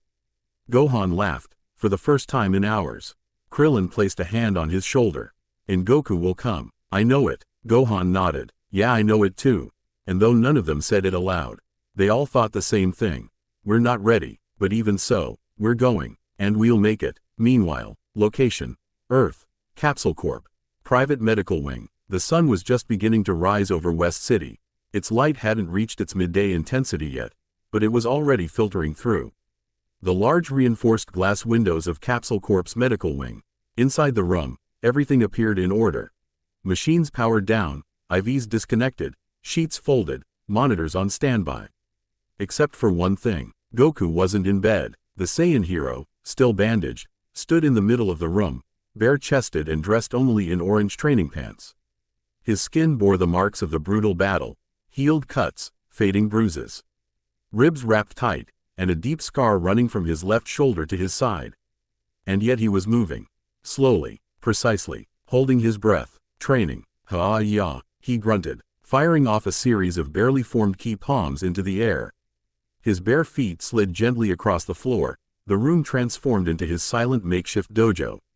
He jumped once, landed low, twisted, his back tensed. It hurt, but he didn't stop. Ha! A straight punch cut the air. The bandage on his forearm loosened slightly. Goku halted, panting. He dropped to one knee, clutching his side. Yeah, that muscle's not quite ready yet. He let himself fall into a seated position, resting against the padded wall of the room. Sweat trickled down his temple, but he smiled. I can almost move like before, he murmured. His eyes wandered across the room and landed on an object on the nightstand. The book. Its cover was still ridiculous. Bold letters, pink background, a cartoon of an angry woman and a confused guy holding flowers. Title: Tips for Attracting Difficult Women. Goku picked it up carefully, as if it were an energy capsule that might explode. Bulma is definitely crazy, he said, chuckling under his breath. He opened it to the page marked with a heart-shaped sticky tab and read aloud. The most complicated women often have deep emotions they don't show easily. What you perceive as coldness or aggression is often a way to protect what lies beneath, vulnerability or an unspoken desire. Goku tilted his head. He kept reading. It's not about strength, but attention. The little things matter. Listen to what they like. What makes them happy. What moves them. If you figure that out, you can connect beyond words. Goku narrowed his eyes, thoughtful. Details? He scratched his messy hair. So it's not about fighting harder? He went silent for a few seconds. And thought. Vegeta, her voice, roaring, her fist, burning against his cheek. That rooked smile as she withstood his Kaioken power. The way her gaze sharpened every time he stood back up even injured. Goku lowered the book. She looked happy, he murmured. Weird, but happy? He closed his eyes. He remembered her face covered in sweat, dirt, blood, and pride. Did that make her happy? A pause. An idea. So maybe if the fight had been more intense, she'd have felt even better. He frowned. Should I have hit her harder? Scratched his head again. Doesn't sound like a good detail. He flipped through the book again. Found another underlined passage. Make her feel seen, special. Don't treat her like everyone else. Choose her moments. And remember, deep emotions are sometimes born from respect or shared intensity. Goku looked at the ceiling. Respect, intensity moments. He placed a hand over his chest. Is that why I can't stop thinking about her? Then something caught his eye. A reflection. On the nightstand next to the book. A photo. Goku picked it up gently. It was old. Him, smiling. Chi-Chi, hair tied back, radiant. And between them, in their arms, baby Gohan, fast asleep. The frame was scratched. It had been there since the first day of his hospitalization. And yet Goku had never really looked at it like this before. He stared at the picture for a long time. His smile slowly faded. Chi-Chi. His voice cracked softly. He ran a thumb over his wife's face. Then over Gohan's. You were one of a kind in my life, weren't you? Even if it wasn't for very long.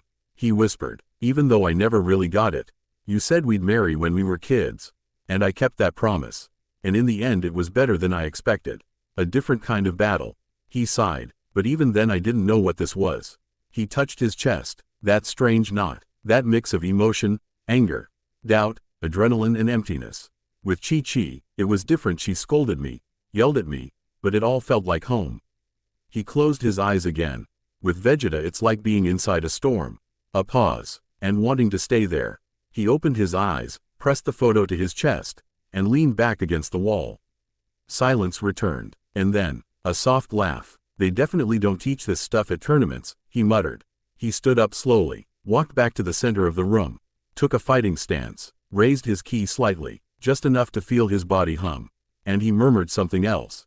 A promise, a confession he didn't know he was making. Next time we fight, Vegeta. He raised his fist. I'll make you happy. And he didn't know if he meant the battle, or something else he didn't yet understand. But his heart was screaming it louder than his ki. The training continued, and through the window of his room, the sun kept rising. silent witness to a warrior beginning to realize that not all battles are fought with fists. Days later, day 34 of the journey. In the silent vastness of space, between lazy stars and swirling galaxies, the Namekian ship moved with deceptive calm. But inside, that calm was beginning to break. Gohan was there, standing beside the curved window on the left wing.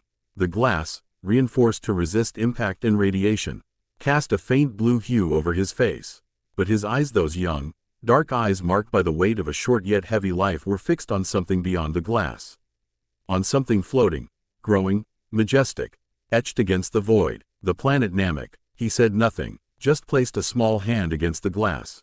His fingers trembled slightly. It's beautiful. The surface of the planet spread out in a hypnotic emerald green, with turquoise oceans and white clouds like celestial brushstrokes. There were no continents like on Earth, only stretched archipelagos, chains of rocky islands covered in purple and blue vegetation. The sky was different, not black like space, a soft, gentle blue, as if the entire world were already lit by its own sun. Krillin came up behind him, walking quickly. Gohan, what is it? The boy didn't turn, he just murmured, it's Namek, I can see it. Krillin leaned toward the same window, and when he saw it, his breath caught. Oh my god. Bulma arrived seconds later, tablet in hand, adjusting the descent systems. You can see the planet already? Perfect. According to my calculations, we should be entering atmosphere in 15 minutes. She stopped. Her words faded when she saw it with her own eyes. Wow. The three of them stood in silence for several moments. A moment suspended between awe and what was coming. But then, Gohan brought a hand to his chest. His face tensed, his brows furrowed. What is this? Krillin noticed instantly. You feel it too? Gohan nodded, closing his eyes. He focused, and there it was. Presences. So many. They're key, Gohan said, gasping. There's a lot of energy down there. Krillin crossed his arms, frowning deeply. I feel them too. They're dark, not just strong, not like they'd expected, not like Kami or Piccolo. These were different, sharper, colder, like mental blades floating in the air. Gohan clenched his fists. Some are weaker but others. He focused again. His face went pale, one in particular. He swallowed hard. It's terrifying. Krillin looked at him, serious. That strong? No, it's not just that, it's evil. Krillin narrowed his eyes. He felt it too, a pressure that didn't come from power but from intent. As if this energy didn't just want to win, it wanted to destroy. To destroy slowly, and enjoy it. What's wrong with you two? Bulma exclaimed, concerned. Why are you so tense? Krillin turned to her. Bulma, there are others on this planet. A lot of them. The Namekians? Gohan answered. No. Well, some, apparently. There are some Ki that feel like Mr.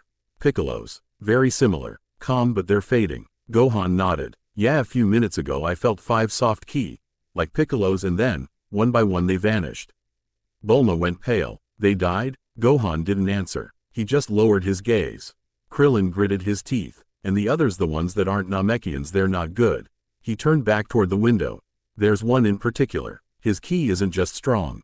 It's cold, like he has no soul. Silence. Bulma sat down beside the console. Her fingers trembled slightly as she activated the landing sync. You think it's her? Krillin looked at her. No, Vegeta is powerful, but this is something else. Bulma swallowed hard. I can't think of anyone else that dangerous and interested in the Dragon Balls. Gohan walked over to the radar. Are there any balls nearby? Bulma checked. The hologram of the planet projected itself, with red blinking dots. 3 signals, 1 in the northern hemisphere, 2 in the east, none near our landing site. But they're all moving. Krillin slowly raised his head. They're being carried. A cold thought crept into the room. Gohan voiced it quietly. They already have some. Bulma covered her mouth with her hand. What if they're already searching for the rest? It's not if, Krillin said seriously. It's a fact. A soft alarm began to sound within the ship. Auto descent initiated. Please take your positions. Bulma stood up. Quick. To the landing chairs. The 3 of them moved to the seats with built-in gravity harnesses. But as Gohan fastened his belt, he looked once more through the window. The planet was beautiful, vast, blue and green, shining like a beacon in the middle of the cosmic abyss. And yet, something was lurking inside it. Something cruel, something waiting for them. Dad, he whispered, and closed his eyes, because he knew that the real fight was about to begin. Planet Namek. The landing was smooth, too smooth, considering this group's history. The ship descended between a hill of green stones and an open valley of emerald lakes. No violent shaking, no screaming alarms. Just a soft hiss, a mechanical hum, and then silence. Cammy's ship had arrived on Namek. Inside, Bulma was focused on the main panel, checking atmospheric data on her tablet. Gohan and Krillin had already unbuckled their seatbelts, but waited patiently to the side. Still in their training uniforms, Bulma muttered to herself, atmospheric pressure 1.2 atmospheres, stable temperature, controlled humidity, gravitational index nearly identical to Earth's and oxygen. She tapped the screen a couple more times, then smiled. Perfect, we can go out. I just want to run a few more checks to make sure this area is safely. Clank. FSSSHHH. A humming noise sounded behind her. Bulma blinked. What was that? She turned slowly, and then, she realized, the ship doors were open, and neither Krillin nor Gohan were there. What? She rushed to the hatch controls, leaned through the doorway, and saw them, outside, standing on Namek's soil, smiling like two kids let out for recess. What did you two idiots do? She screamed so loudly her voice rattled the metal walls. She staggered backward, tripped on a loose power cable, and fell flat on her back with a dramatic shriek. Ah! Thump! Arg! Outside the ship, Gohan brought a hand to his mouth when he heard the noise. Is Bulma gonna be okay? Krillin shrugged. As long as she's screaming like that, she's alive. Bulma slowly got up, rubbing her back, storming out of the ship with a furious scowl. You leave me alone for half a second and you're already doing unauthorized intergalactic sightseeing. But the moment her feet touched the ground, her voice died, her complaint evaporated, because for the first time, she saw it too, the world of Namek. Everything was unreal. The sky was a pale sky blue, without a single cloud. Two suns shone at once, one bright and harsh, the other like a white lantern hanging in the heavens. The ground was green, but not like Earth's green. It was an aquamarine glow, shimmering like melted crystal. The trees were tall, thin, with spherica, violet canopies that swayed in the wind like living pom-poms. Transparent lakes, so calm they mirrored the sky like liquid glass, stretched across the valley. It all looked like a dream painted in watercolor. Gohan knelt, touching the grass with his fingers. It's soft, like silk. Krillin took a sniff of the air. Smells weird but kinda nice. Bulma stood speechless, her eyes shining with pure scientific joy. This is incredible. The atmospheric balance, the dual photosynthesis system, the double solar light mechanism. She lifted her tablet, scanning the surroundings. This is scientific gold. Meanwhile, Krillin climbed up a small rise of rocks and looked out across the horizon. No civilization in sight, he said. Not nearby, anyway, just plants and rock formations. Gohan turned to Bulma. Does the dragon radar work here? Of course, she replied, pulling out the device. I recalibrated it for Namek's environment. She activated the radar. Beep, beep, beep. One red dot appeared, then two, then three. It works perfectly. 3 signals and close by. Gohan grinned. Krillin nodded. For a moment they felt like they could actually do this. Until it happened. A shadow crossed the sky. It wasn't a cloud, or a bird. It was a pod. A small metallic comet descending at high speed, leaving behind a curved, smoky trail. The sound was faint but unmistakable, a low hoo-m slicing through the air like an invisible blade. Gohan froze. Krillin went pale. They looked at each other, and said it at the same time. It's Vegeta. Bulma, still focused on the radar, turned slowly. What did you just say? That key, Krillin whispered, white as a sheet. I know it. I'd recognize it anywhere. Gohan nodded, eyes wide. The Princess Vegeta? Bulma muttered, losing all color. The same one who tried to destroy Earth. The same one, Krillin confirmed. The one who turned into a giant ape and nearly killed everyone. That deranged lunatic? Gohan swallowed hard. Yeah. Bulma covered her face with both hands. Damn it. The radar blinked again. The pod descended but not nearby. Krillin pointed in one direction. There, beyond those hills. It's not too far but it hasn't spotted us yet. Bulma nodded, trembling a little. We need to warn Earth. Goku? Yes, he has to be okay. And he has to know his favorite psychopath got here before he did. Krillin opened his mouth to reply. And then they heard footsteps. No, not footsteps. Boots. What was that? Gohan asked, turning around. We're not alone, Krillin said, lifting his gaze. From between the rocks, 2 figures emerged. Tall, humanoid, wearing black and white armor, electronic scouters, and radiating cold, merciless auras. They weren't Namekians, they were soldiers of Frieza's army. One had purple skin and small horns. The other was blue with elongated arms. Both wore mocking smirks. The purple one spoke with a metallic tone. So these were the power levels the scouters picked up. The blue one nodded. And they're not Namekians. So what do we do? A grin. Lord Frieza's orders. Eliminate anything unauthorized to be on the planet. And without warning, zap, one of them fired an energy blast straight at the ship. Watch out, Bulma screamed. The impact tore through the left side of the hull. Fire, sparks, metal shrieking. The communication system died instantly. No, Bulma wailed. My ship, my precious interstellar luxury ship. Gohan stepped in front of her, raising his guard. Krillin powered up his ki. Gohan, protect Bulma. I'll take the one with the horn. Right, the air vibrated. The stone beneath them cracked. And the beautiful Namekian landscape grew tense and unstable. The atmosphere crackled after the explosion. Kami's ship was smoking from one side. Twisted plates, disconnected panels, metal still glowing hot from the blast, dropping sparks onto the bluish grass of Namek. Bulma stormed around inside the damaged hull, yelling, "My ship, you fourth-class morons. Do you know how many hours I spent installing the shower?" Frieza's soldiers only laughed. The blue one licked his sharp lips. "Hey, look at that. One of the brats has guts," he said, eyeing Gohan. "And the other, what even is he? A noseless guy with a kneecap for a head?" The horned one added, pointing mockingly at Krillin. Krillin scowled, flaring his ki. "Oh, so that's how it's gonna be." Gohan stood in front of Bulma, protecting her. His eyes were steady. "We're not going to let you destroy anything else." The horned soldier laughed, arms crossed. "And what will you do, you big-headed gremlins? Play dice with us?" Krillin glanced sideways at Gohan. "Ready?" Gohan nodded. "Yes." And then, they burst forward. Their bodies turned into streaks of blue light slicing through the air like comets. The soldiers barely reacted before feeling them right on top of them. What?" the blue-skinned one shouted.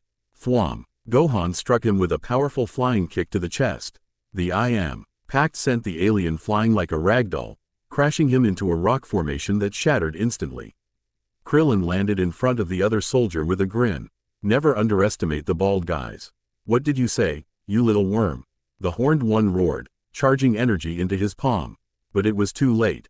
Kamehameha. The blue beam tore through the air and hit him dead on. The explosion was brutal. The ground shook. A shockwave lifted dust, rock, and pieces of floating Namekian trees. The soldier was thrown back, his scouter shattered, his armor partially melted across his chest. He fell to his knees, smoking, blood spilling from his mouth. "Why, you bastards?" The other soldier, the blue-skinned one, emerged from the broken rocks, staggering, his face twisted in rage. "Damn you, I'll tear you apart." He raised both hands, forming an unstable purple sphere, a concentrated energy blast meant to erase entire patches of terrain. But he never got the chance to fire it. Gohan raised his hands, his stance firm, his eyes blazing. "Ma Senkoo." Krillin, still watching the enemy, smirked. "That's it, ha." The golden beam erupted from Gohan's hands like a solar lightning strike. The energy shot forward, obliterating the enemy's attack before it could stabilize, and slamming straight into his chest with a thunderous impact. Rock, vegetation, everything lit up for a moment. Boom. When the smoke cleared, only cracks remained. And two bodies. One of them tried to move, dragging himself by his elbows, one eye bleeding, his helmet shattered. Lord F. Frieza. But before he could finish his curse, he collapsed face first, motionless. Krillin touched down beside Gohan. "That was amazing, Gohan." The boy slowly lowered his hands. His body trembled. His breath was shaky. "Thanks, but I can still feel their ki. One of them, he's not completely dead." "Don't worry," Krillin said, putting a hand on his shoulder. "I doubt he's getting up to talk to anyone." A few meters away, Bulma knelt beside the ship's damaged side, examining the destruction in despair. No. This is bad. This is very bad." She ripped the tablet from her wrist, connected it to the ruined panel. And the system spat out a chaotic string of error beeps. "The communications panel is destroyed. Long-range antenna fried, and the emergency booster systems burnt like a crusty cake." Krillin approached. "That's bad, right?" Bulma turned slowly. Her eyes said it all. "We're trapped." Gohan frowned. "How bad is that?" "It means I can't call Earth. I can't warn Goku. And I can't move this ship again not until I repair all of this. And that'll take me days if not weeks. Krillin looked up at the sky. Then all we can do is wait for Goku to arrive. Hopefully he won't take too long, Bulma muttered. Because if that psychopath Vegeta finds us first. Gohan clenched his fists. We won't let her catch us off guard. Krillin nodded. From here on out we have to move fast. Collect Dragon Balls. Avoid patrols from whoever's attacking this planet. And stay hidden. Bulma, still frustrated, crossed her arms. And while you two play galactic hide and seek, I'll be over here rebuilding this heap of junk with parts one do not have. Krillin gave her a sympathetic smile. You know, same as always, right? Bulma sighed. By Kami, why do we always attract trouble? As the three stared at the smoking ruins of the ship, Namek's sky remained blue, but on the horizon, something dark was floating, and the war had only just begun. At the same time, Planet Namek, Western Hemisphere. PSSSSSSHHHHHH. The sound was sharp, pressurized. The hatch of the Saiyan pod slid backward with a mechanical hiss, releasing a cloud of icy vapor that drifted into the breeze like an old breath. And then, she stepped out, slow, steady, as if the universe itself moved aside to let her pass. Vegeta, Namek's twin sons, fell upon her freshly restored Saiyan armor. The bright white of the shoulder plates and chest contrasted with the tight fabric beneath. Her wild hair, stirred by the warm air, swayed like a shadowed mane against an impossible sky. Her boots crunched over the bluish grass. She shut her eyes for a moment, letting the wind brush her face, absorbing the planet's air. So this is Namek. Her eyelids lifted slowly. Her dark pupils reflected a world so peaceful it was offensive. Too quiet, too untouched. For now, she wasted no time. She knelt beside her pod, deactivated the support base, and pulled out a small receptor device. A panel lit up with red and green lights. A hum, and then, a pulse. Ki. She felt them. She was still new to it. Mastering ki sensing was not a common technique in the universe, and among Saiyans it was more scorned than practiced. Scouters had always been enough. Until Kakarot taught her how to sense ki. Until Vegeta nearly died for trusting a machine over her instincts. Now things were different. Ever since the battle on Earth, since she had come so close to death, she had changed. Her breathing deepened, her senses opened, and there they were, that ki. She frowned. The bald one, yes, it was him, the Earthling, the one who helped Kakarot launch that attack called the Spirit Bomb. And another, familiar, warm, the kid. She clenched her eyes. The brat, the hybrid, the child who had shocked her in battle, who had stood with blazing fury, who had shouted at her as she laughed covered in blood. Gohan. But then, her brow tightened further. Something was off. She searched deeper, extended her perception. She felt hundreds of distant kiss faint soft. Namekians, some fading, like lights sinking underwater. And then, a chill raced down her spine. That other one. Her voice slipped out as a whisper. Cold, lethal, rotting. Frieza. He was here, and with him, Dodoria, Zarbon, and others. Lesser insects, but the center of that dark storm was unmistakable. So that's what your ki feels like, Frieza. She snapped the receptor shut. Her knuckles cracked. This complicates things. She turned on her heel. Her gaze locked onto the emerald horizon. The sky was nearly cloudless. The planet looked calm, but beneath that stillness, a silent war was erupting. A hunt. Everyone wanted the Dragon Balls. And yet, she couldn't stop thinking about it. She couldn't feel him. She couldn't feel Kakarot. That particular ki, dense as steel, burning like wildfire. It wasn't here, and for some reason, an irritation rose in her chest. TCH. She jerked her head aside, as if the wind had thrown sand into her eyes. Disappointment? For not finding him here? She crossed her arms. Ridiculous. She looked up at the sky. Her cheeks were faintly, barely flushed with a subtle blush. To see him? An inner voice, cynical, repeated the thought she'd betrayed. You wanted to see him. That idiot with the stupid smile? She closed her eyes, but there it was, the image. Kakarot, bleeding, gasping, standing, smiling at her, after defeating her. The anger surged, wiping out the discomfort. Yes, anger. That was what she wanted. To fight him, to face him again, to feel that pressure, that clash of pride, that madness that ignited only when he stood in front of her, when he shouted without fear as he confronted her. Kakarot. His name burned her tongue like venom and honey. She shook her head. Enough. This wasn't the time. There were priorities. The Dragon Balls. Frieza had already established a foothold on the planet. His soldiers were everywhere, and with that demon in charge most villages would already be ash. I can do this 2 ways, she muttered as she walked up the rocky slope. Her mind sharpened with every step. Option 1. Start searching for the balls on her own. One by one, if she managed to gather 3 or 4 before being detected, she'd have room to maneuver. Option 2. Wait, let Frieza do the dirty work. Let him torture, kill, and gather every Dragon Ball. And then, steal them, once they were all in one place. Riskier, but more efficient, and more Saiyan. A cold smile curved on her lips.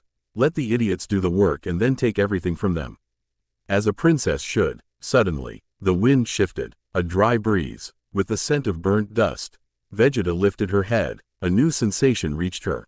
A burst of ki, distant, but detectable. A fight? Namekians resisting? Frieza wiping out another village? Quote. She narrowed her eyes. She didn't know yet, but something was moving. The game had begun, and the hunt as well.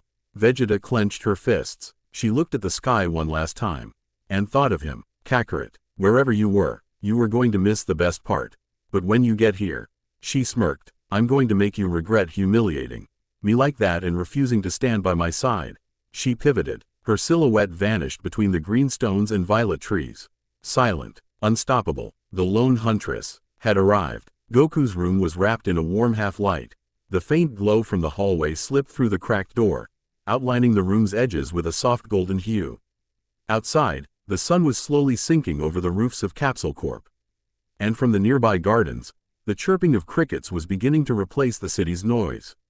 Inside, the silence was almost sacred, except for one thing, a murmur of pages, turning one by one, slowly, carefully, a rare event, to say the least. Master Roshi opened the door without a sound. He didn't knock, didn't announce himself, he just walked in, and he saw him, Goku, sitting on the edge of the bed. His torso wrapped in bandages, his hair messy but clean, no blood this time.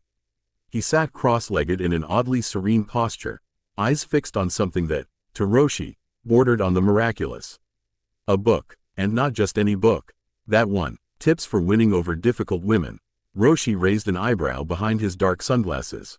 He folded his arms and smirked. HMMPH, now this deserves to be in a museum. Goku looked up at the sound of his voice. His face lit up. Master Roshi. He set the book aside, open, of course, without a bookmark, because Goku was still Goku and stood with a bit of effort. More out of habit than pain. Roshi approached, resting his staff under his arm. Don't get up, Goku. Stay seated. Those wounds might open again. Goku obeyed, though his expression was pure joy. It's great to see you. How's everything at Kame House? Puar, Oolong, the fridge? Roshi chuckled, that deep, gravelly laugh that always hovered between wise and ridiculous. Everything's fine, though the fridge nearly lost a war against Lunch's appetite when she sneezes. Hey, I can imagine. Roshi glanced sideways at the book on the nightstand. So reading, huh? Goku scratched his head with a grin.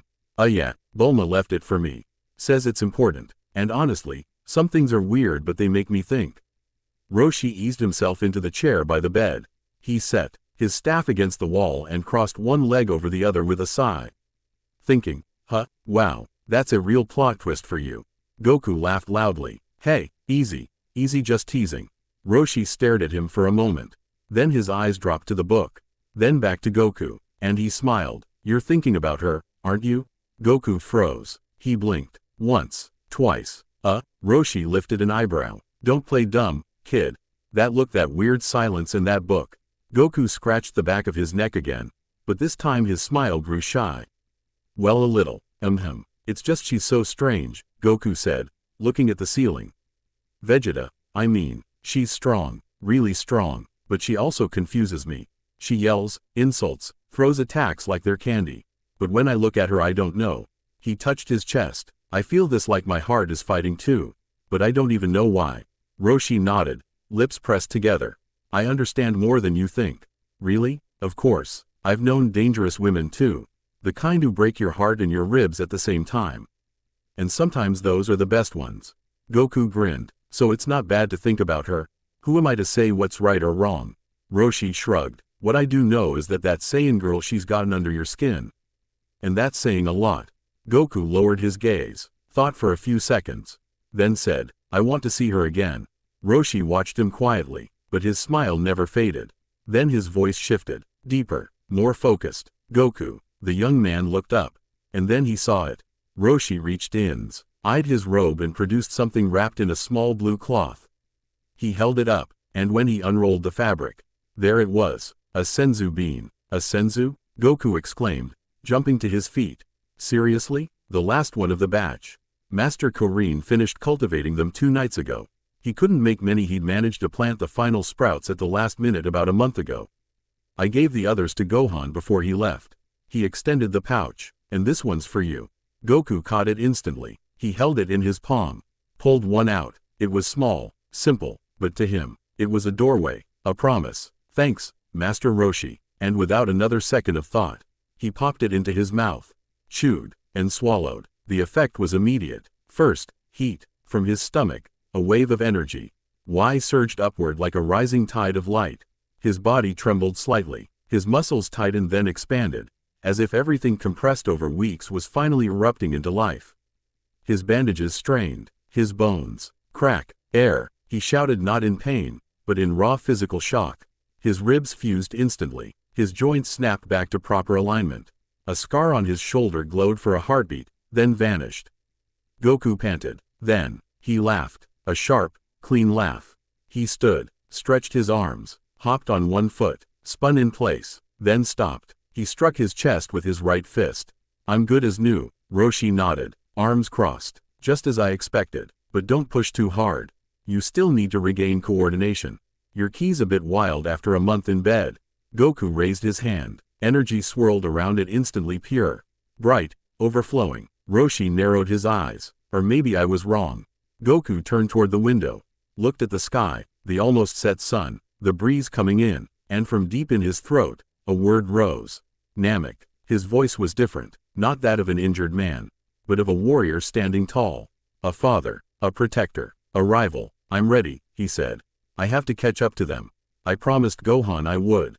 He faced Roshi again. Is the capsule ready? Roshi nodded. Dr. Brief has been working non-stop. Says it'll be fully optimized by tomorrow. With a gravity chamber included. Perfect. Goku clenched his fists. I'll train non-stop on the way there. When I arrive no one will be able to stop me. Roshi smiled, but behind that smile, he knew what remained unsaid. That Frieza was on Namek. That the coming battle wouldn't be just physical. And that Goku was changing. The old master stood slowly, took his staff, and before leaving the room, turned one last time. Goku. Yeah? No matter how strong you get. Goku listened intently. Remember why you fight. A pause. You have to work, you have to learn, you have to eat, you have to rest, you have to play, and you also have to love. Those are Master Roshi's fundamentals for good condition. Always remember where you come from. Goku nodded, then smiled. I promise, Master. Roshi left. Goku stepped to the window, looked at the stars, and his mind was already far away. Namek, the Dragon Balls, and her, Vegeta. He touched his chest. That fire was still there. And it wasn't the Kaioken. It was something else, more intense, more confusing, more alive. We'll meet again soon, he whispered. And he smiled, because now, everything was truly about to begin. A few minutes later, the sun was peeking over the horizon, tinting the Capsule Corp buildings with amber reflections. The gardens shimmered with the remnants of night dew, and the rooftops still steamed with the warm breath of morning condensation. It was a perfect day for a warrior's departure. Goku was smiling, finally free from the bed, from the bandages, from the limits of his broken body. He soared above the compound on his loyal companion, the flying Nimbus. Cutting through the air with the lightness of a thought. Woo-wah-ha-ha-ha, he yelled, arms spread wide, hair whipping in the wind. Man, I really missed this. The Nimbus traced playful curves across the city skies, bouncing like a golden fish through the morning currents. Goku wore a fresh orange GI, spotless. Black boots, blue sash, and that spark in his eyes, the one only found in someone returned from the edge of life. The world felt right. The breeze smelled like freedom. Intel. Goku. A voice boomed inside his skull as if someone had shouted directly into his brain. Goku jolted so hard he nearly fell off the Nimbus. What? He looked around wildly. What was that? It's me, King Kai. Concentrate. You don't need to shout back. Oh, King Kai. Goku laughed sheepishly, lowering his voice instinctively. You scared me. How'd you get into my head like that? It's not magic, Goku. It's a telepathic communication technique from the other world. Honestly, you should be used to this. This is how I spoke to you during your fight with that Saiyan girl. Right. Sorry, you just caught me right when I was enjoying the breeze. Breeze now, death later if you don't listen carefully, you empty-headed walnut. Goku blinked, and then he heard other voices. Goku, hey, can you hear us? Old man, what's up, feeling like new? Wha? Goku opened his eyes wide, twisting his head left and right as if searching the clouds for hidden pranksters. Was that Yamcha? And that was Tien, and Xiaosu, and I'm here too. Goku. Piccolo's voice echoed, calm but sharp as searing metal.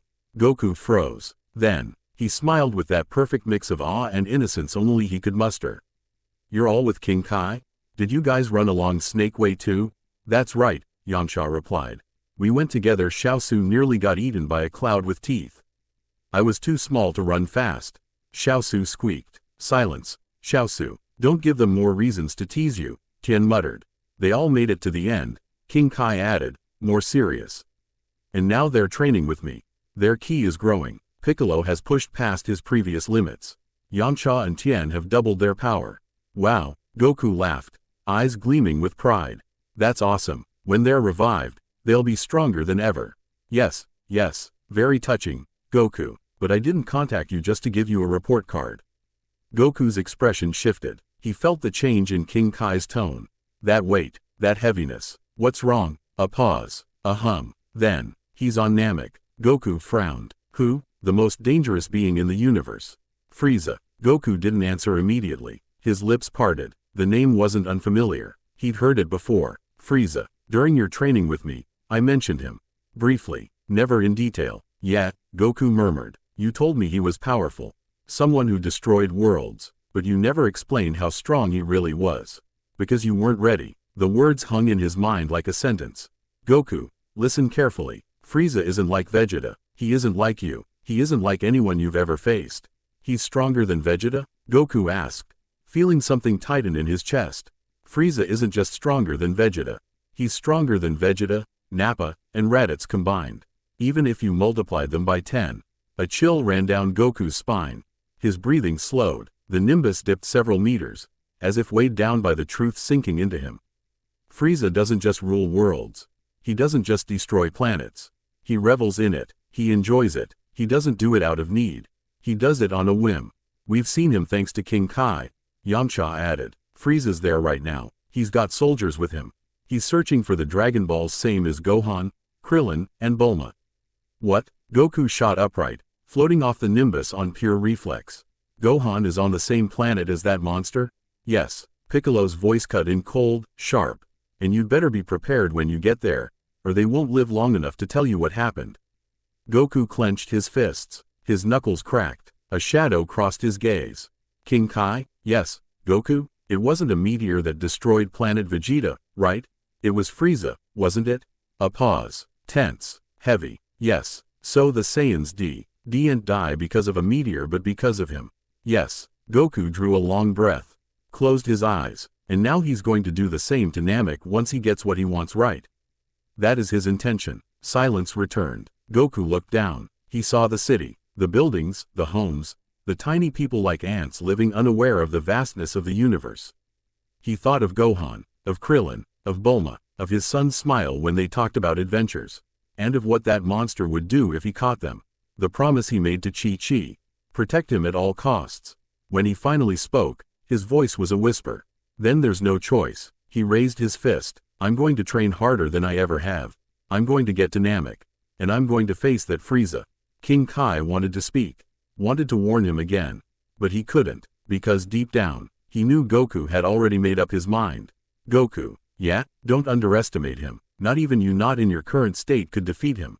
A pause. Goku smiled. That's why I'm going to change that. I'm going to get stronger. Stronger than anyone. Stronger than Frieza. Piccolo's voice drifted in, softer than ever. Don't take too long, Goku. Or by the time you arrive there won't be anyone left to save. Goku nodded. He looked toward the sky. The sun was higher, the gravity heavier, but his will blazing. Then it's time to start. The flying nimbus spun and shot forward like a golden arrow, leaving a bright trail behind it in the sky. Because in that moment, a determined heart had awakened, and the war for Namek was no longer just between Frieza and the weak. Now, Goku was on his way, and this time, the universe would tremble. At the same time, the wind of Namek had changed. It was no longer that gentle welcoming whisper, that emerald song drifting between blue lakes and fields of liquid grass. No, now it blew with the anxiety of a planet that finally understood it was being invaded. That its time of peace had come to an end. Inside a cave, beneath the shadow of a rocky cliff, Kami's spaceship, still smoking from the earlier attack, was carefully hidden beneath a curtain of turquoise vegetation. Floating rocks had been arranged as an improvised shield, concealing its presence. From afar, it looked like a natural crack in the hillside, just another fold in the terrain. But inside tension filled the air. The cave was damp, narrow in places, wider at its center.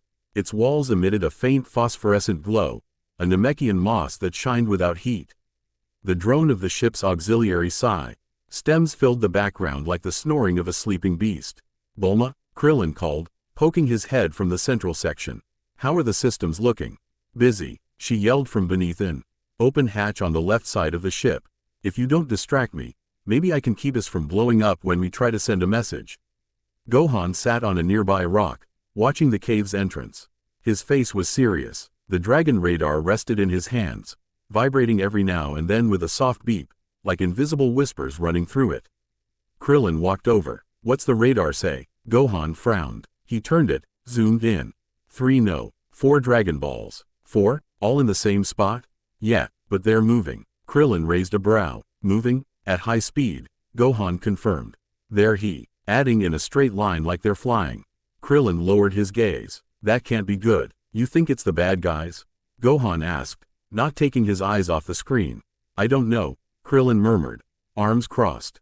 "But if they've got 4 Dragon Balls and they're flying like they know exactly where they're going, it's gotta be them. The killers we sensed from the sky."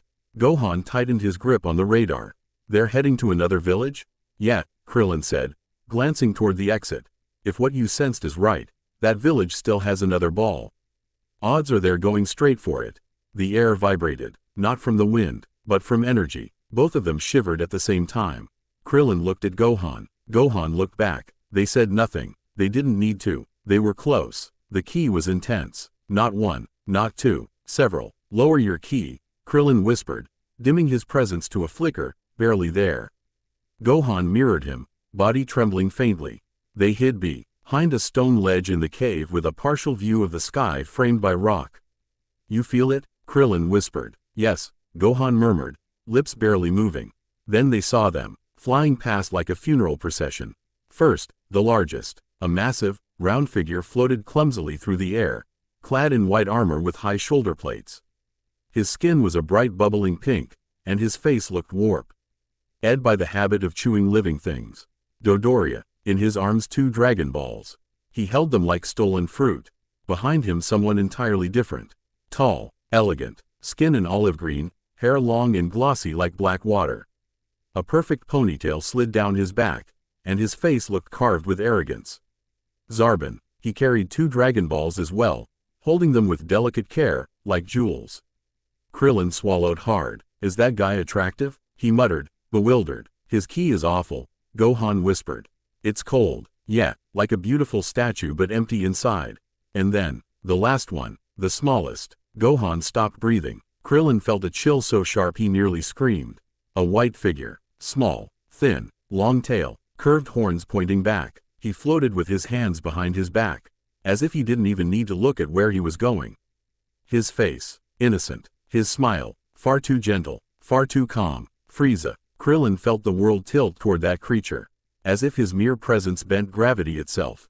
That's the boss," he whispered, voice cracking. Gohan only nodded, trembling. "His ki," he said. "It's so." He couldn't find the word, because fear was visceral, shapeless, pure pressure. Vegeta was like a fly compared to that guy, Krillin whispered. The 3 of them flew together. No talking, no arguing, just flying, and everything in their posture said one thing. They already knew they'd won. Krillin swallowed again. "They're heading to another village." Gohan checked the radar and nodded. "They're going to take the 5th Dragon Ball." Bulma appeared behind them quietly. Her face was paler than the glow of the twin suns. That's him. Krillin turned, and with a seriousness Bulma had never seen in him before, he said. Don't even look at them. But, not one word. Gohan crouched. His voice was a tight whisper. We have to do something. Krillin looked at him sideways. Like what? If they take that one, they'll have 5. Then they'll only need 2 more. And if they get them they'll have the wish. And what exactly are we supposed to do against that? Krillin asked, not angry, not sarcastic. Just raw honesty. I don't know, Gohan said, teeth clenched. But we can't just sit here. Silence. Only the faint hum of the 3 figures fading into the distance. Until Bulma, for the first time since arriving on Namek, spoke without shouting. If we follow them and find another Dragon Ball before they do? Krillin stared at her. She gripped the radar. If we grab one before they do, at least they can't complete the set. Gohan looked at her, astonished. Bulma swallowed. I'm not a fighter, but I am smart, and if they're heading toward one that means they don't know where all of them are. Gohan nodded. We can go in the opposite direction. And look for allies, Krillin added. If there are Namekians still alive maybe they can help us. Bulma hurried back to the ship's control panel. I'll prep one of the recon capsules. I'll leave it outside, but if things get ugly you two run. Got it? Krillin grinned faintly. You're braver than you look, Bulma. I'm not brave, I'm just not stupid. Gohan stood. He looked at the sky, and even though Frieza's figure was no longer visible, he felt him, like a storm that hadn't begun yet. We can't let them win. From the depths of the cave, they departed. 2 tiny shadows against a colossal sky. A reckless counteroffensive, a fragile sliver of hope. But in the heart of that child, the spark of a warrior was already beating. And Namek kept crying in silence. The wind blew gently, but Gohan's heart pounded as if he stood on the edge of a raging storm. The boy hovered just a few meters above the ground, hidden behind a jagged mesa jutting out of the rocky terrain. Beside him, Krillin, brow furrowed and teeth clenched, watched in utter silence. Right in front of them, less than half a kilometer away, stood a small Namekian village. 3 spherical houses, carved from white stone, with domed roofs. Surrounded by violet trees and crystal-clear ponds. But the air was rotten. You could feel it, in the earth, in the vegetation, in the sky itself. Evil had come here, and with it Frieza. There they are, Krillin muttered, hidden among the rocky outcrops, barely peeking out. Gohan clenched his fists, his gaze fixed on the group floating above the village. There they were, Dodoria, the fat pink-skinned brute, spun around mockingly, clutching his scouter. Zarbon, with his sinister elegance, stood with arms crossed, eyeing the villagers with disdain as if they were flawed statues. And at the center of it all, Frieza, small, almost harmless at first glance, floating with a curious, almost friendly expression, like a tourist asking for directions in the middle of a war. And facing them, a group of Namekians, 8 adults, 2 children, and an elder who could barely remain standing. Those are, Gohan whispered, breathless, on the ground, between Frieza's soldiers. They shone like miniature suns. The Dragon Balls, but they were different, larger than Earth's, about the size of a pumpkin. Golden, vibrant, with red stars that glowed like caged fire. They're huge, Krillin whispered. Gohan said nothing. His chest burned, as if those spheres were made of more than just magic, as if they held hope and pain. Frieza raised a hand, unhurried. Well, he said in his soft voice. We understand that this Dragon Ball is here, yes? He turned slightly, pointing at the shining orb the elder was protecting with his curved staff. So then, Frieza continued, tilting his head, it would be very kind of you to hand it over. That way, we can avoid any unpleasantness. The elder did not reply. He just breathed with difficulty, his yellow eyes fixed on Frieza with ancient hatred. Zarbon smiled. Not going to cooperate, old man? Dodoria burst out laughing. Ha ha ha ha, didn't you get the part where we said, cooperate or die? One of the Namekian warriors stepped forward. We won't give it to you, demon. We won't let you destroy any more villages. Namekians, together, several of them shouted, powering up, surrounded by a brilliant green energy. Frieza watched them with genuine curiosity. Are you going to fight? A pause. Oh, how cute. And then, Zarbon vanished. A blur in the air. One of the Namekians barely reacted bef. Or Zarbon's arm was already piercing through him. Uurrrgghh. He screamed, spitting purple blood. The others roared, throwing themselves into the fight. But it was useless. Dodoria lunged like a comet and crushed two with a single blow, smashing them into the ground. Zarbon spun in the air, delivering a spinning kick that broke another's neck. Frieza did not move, he simply watched. "You see, Soldier Zarbon?" he commented in an almost playful tone. "Their stubbornness never ceases to surprise me." Zarbon wiped his glove disdainfully. "Far too emotional, sir." In less than 30 seconds, 5 Namekians were dead. One managed to destroy several of the scouters from Frieza's soldiers. A minor annoyance, but apparently, nothing serious. 2 were gravely wounded, crawling on the ground. Gohan couldn't move, his eyes were filling with tears. His teeth clenched, his whole body trembling. "Krillin," he murmured, voice breaking. "We have to do something." "No," Krillin replied harshly. "If they spot us, we're dead." "You felt it. That guy leading them, he's not normal. But they're killing everyone. It's not fair, and you're not going to stop them alone." Krillin insisted. "Hang on, just watch. We need to think." One of the Namekians crawled toward the elder. "Sir, the Dragon Ball." The elder held it in both hands. "No," he gasped. "I won't give it, not even if it costs me my life." Frieza sighed. "Well, how bothersome." A pause. "Dodoria, do it." Dodoria grinned, like a sadistic child with a new toy. "With pleasure." He raised his hand. A ball of ki crackled to life. And then, he fired. "No!" Gohan screamed. The blast pierced the elder's chest. The impact was brutal. His body was flung into the air by the explosion's force and then fell like a dried leaf. The Dragon Ball rolled across the ground. Silence. Until, a sob, a Namekian child, small, trembling, with wide eyes and tear-streaked cheeks. He was curled up behind one of the buildings, covering his mouth so he wouldn't scream. Frieza noticed, and walked toward him. "Oh," he said, "how sweet." Zarbon followed. "One more to finish off."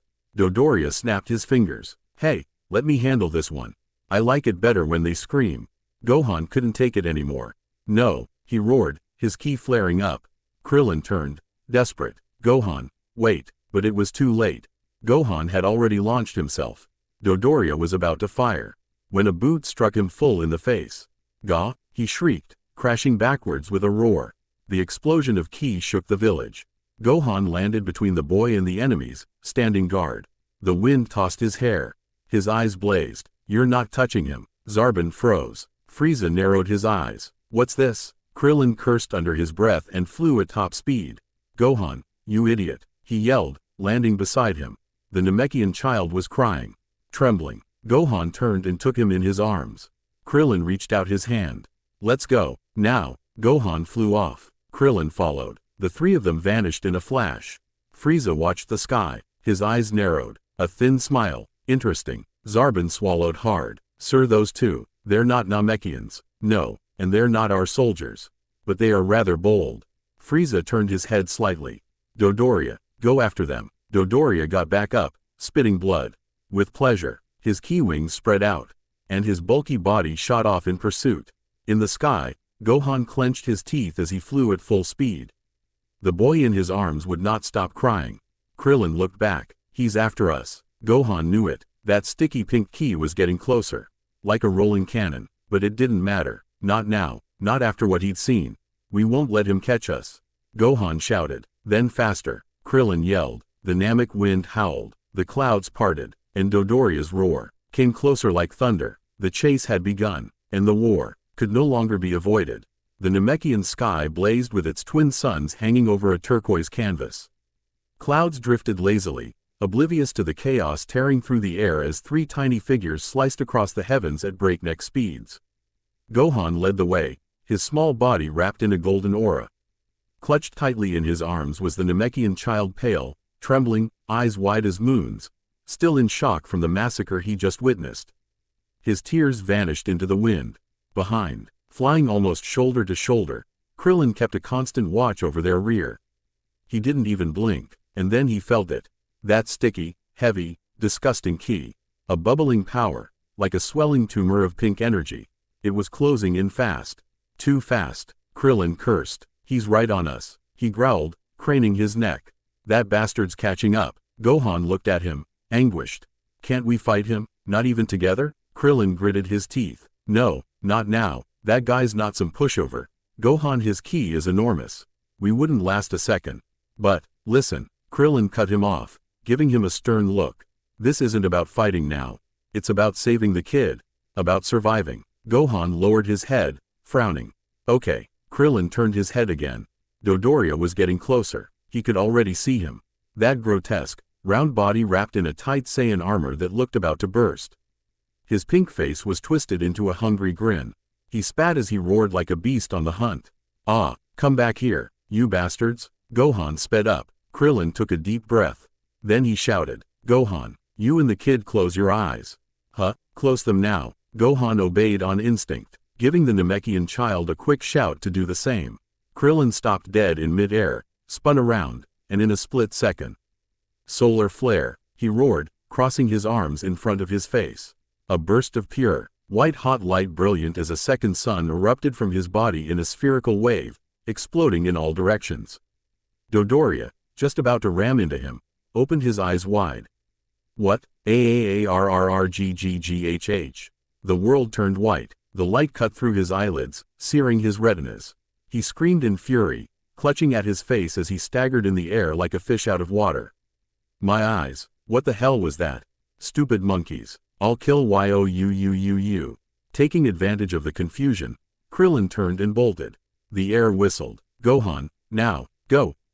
Yes, both of them shot off like lightning, dropping down toward a lower area, a rocky plain, where stone formations created a natural labyrinth of columns and deep crevices. There, among shadows and dust, they landed. Krillin turned. Here, in this cave, the three of them darted into an opening between two boulders. Gohan instinctively lowered his ki, and Krillin did the same. The Namekian child panted, clutching Gohan's chest. His little heart thundered like a war drum. Inside the cave, darkness wrapped around them.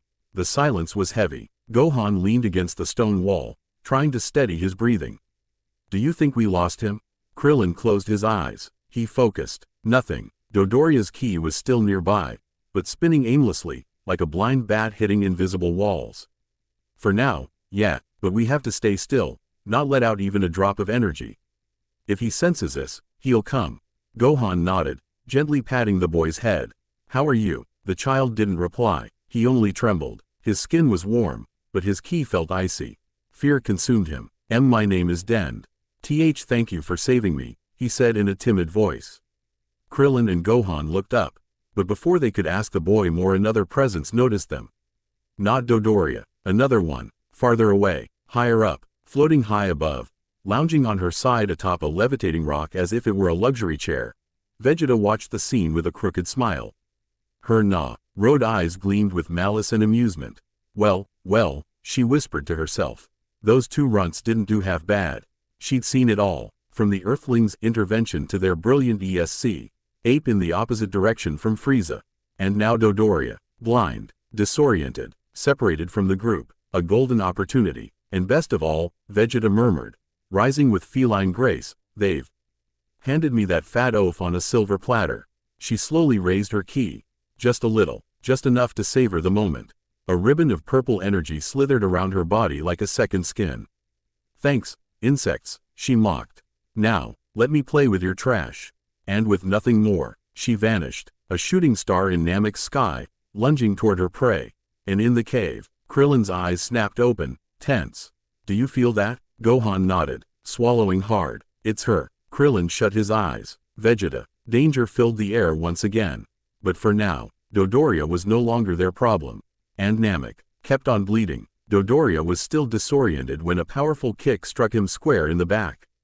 The waters of Namek were deep, so clear they mirrored the twin suns on their rippling surface. At this hour, a warm wind swept gently across the shores, making the violet trees and bluish vegetation sway as if the planet itself were breathing. Suddenly, a whirlpool of water erupted, shattering all calm. SSSHHHH. The obese, pink figure burst up with a roar of fury, drenching the air with gallons of turquoise water. He spat out liquid, gasping, his face twisted with rage and his armor dripping. His eyes pulsed with anger, and saliva hung from his fangs. RAAGHHH.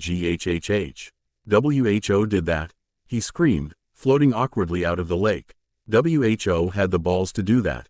He scanned the skies, searching for enemies. But for a moment he saw nothing.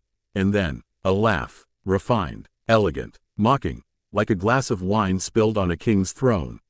Well, Dodoria, sorry, didn't know you couldn't swim. By the way, I have ovaries, idiot. His blood ran cold. He spun around, and there she was, Vegeta, floating about 10 meters above the ground, arms crossed, one leg bent slightly, her wild hair dancing in the wind. Her armor shone under the twin suns, and her smile was anything but innocent. Dodoria gritted his teeth. You. His ki flared. Vegeta, what the hell are you doing here? So you attack from behind now, princess? That was a coward's move. Vegeta tilted her head, watching him like a wounded animal throwing a tantrum. Coward? She repeated, as if the word amused her. Please, Dodoria, don't make me laugh. Were you expecting flowers and a fanfare? If you honestly thought anyone would waste time giving you a fair fight, you're even dumber than you look. Dodoria snorted, floating up to face her. His body still shook from the blow. You always were an insolent brat. He spat. So much arrogance for a little girl who only survived because our Lord took pity on you. If it weren't for him. For him what? Vegeta interrupted softly, her tone dripping with venom. Would he have disciplined me? Punished me? Made me disappear, like the other Saiyans, right? Dodoria didn't answer. His brow furrowed in hate but also confusion. Could the princess possibly know? No, it couldn't be. They'd covered up what happened that day too well. When Lord Frieza finds out about your attitude, you'll wish you'd died with the rest of your kind, he growled. I'll drag you back myself. Vegeta brought a hand to her chin, pretending to ponder. I think I should make it clearer. In case my actions haven't already spelled it out for you. She let her arm fall slowly.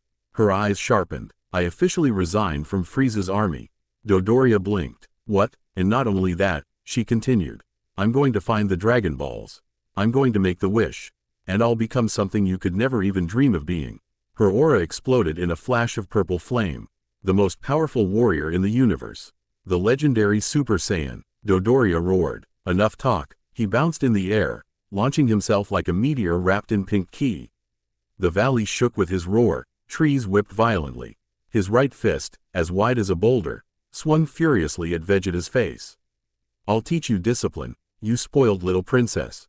But then, clack, the punch never landed. Vegeta caught it, with just one hand, an open palm, unmoving, solid as a statue.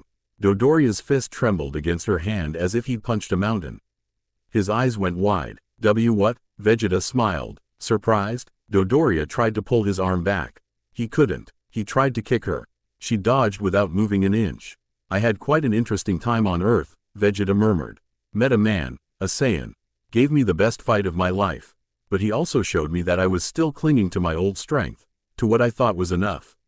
She twisted in the air, holding his arm, and flung him like a ragdoll. Dodoria spun, crashing into a stone pillar. Kraak. Vegeta descended slowly, landing on the water, walking atop its surface as if it were solid. He forced me to learn what it means to break my limits. Dodoria emerged with blood in his mouth, panting. His ki was chaotic, his rage palpable. You're not stronger than me. That's impossible, he howled. You're right, you were stronger than me, she replied. Taking a step forward, now I'm something else. Her ki erupted. A wave of red-violet energy shimmered through the air, making the lake quiver like jelly. Rocks splintered. Dodoria recoiled, instinctively. I'll show you the real abyss between us now, Vegeta whispered. And then, the hunt began. The air above the lake sizzled. Not from solar heat, not from volcanic activity, but from pure Saiyan energy.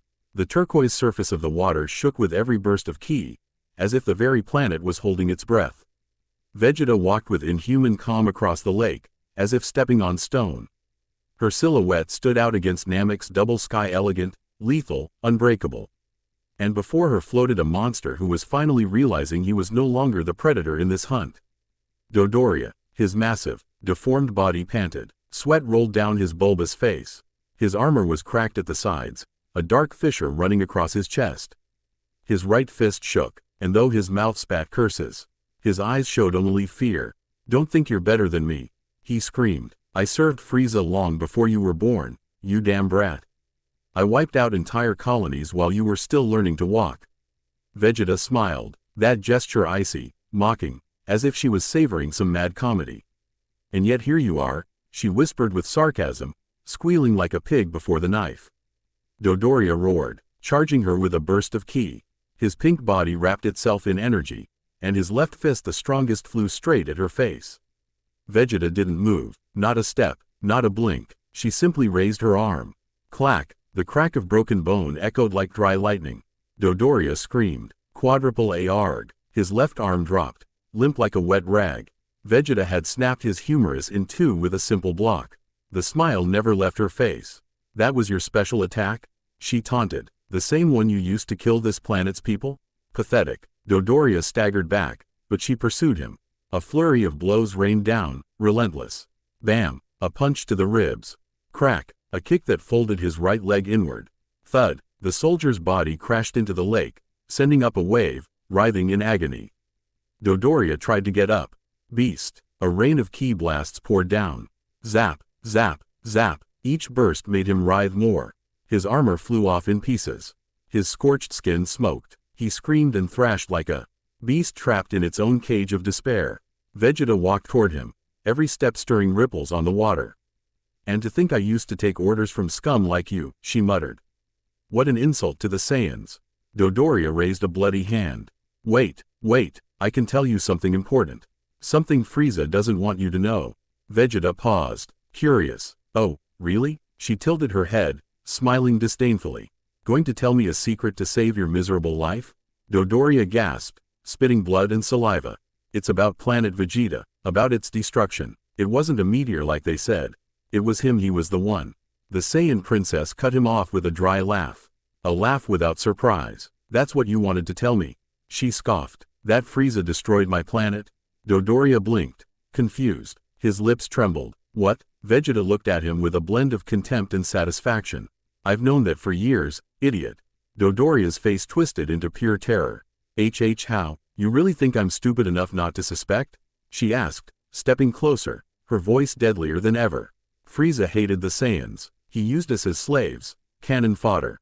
But he also feared us. Especially because of that legend. Dodoria shook. No, don't talk about that. Yes, Vegeta murmured, lifting her eyes to the sky.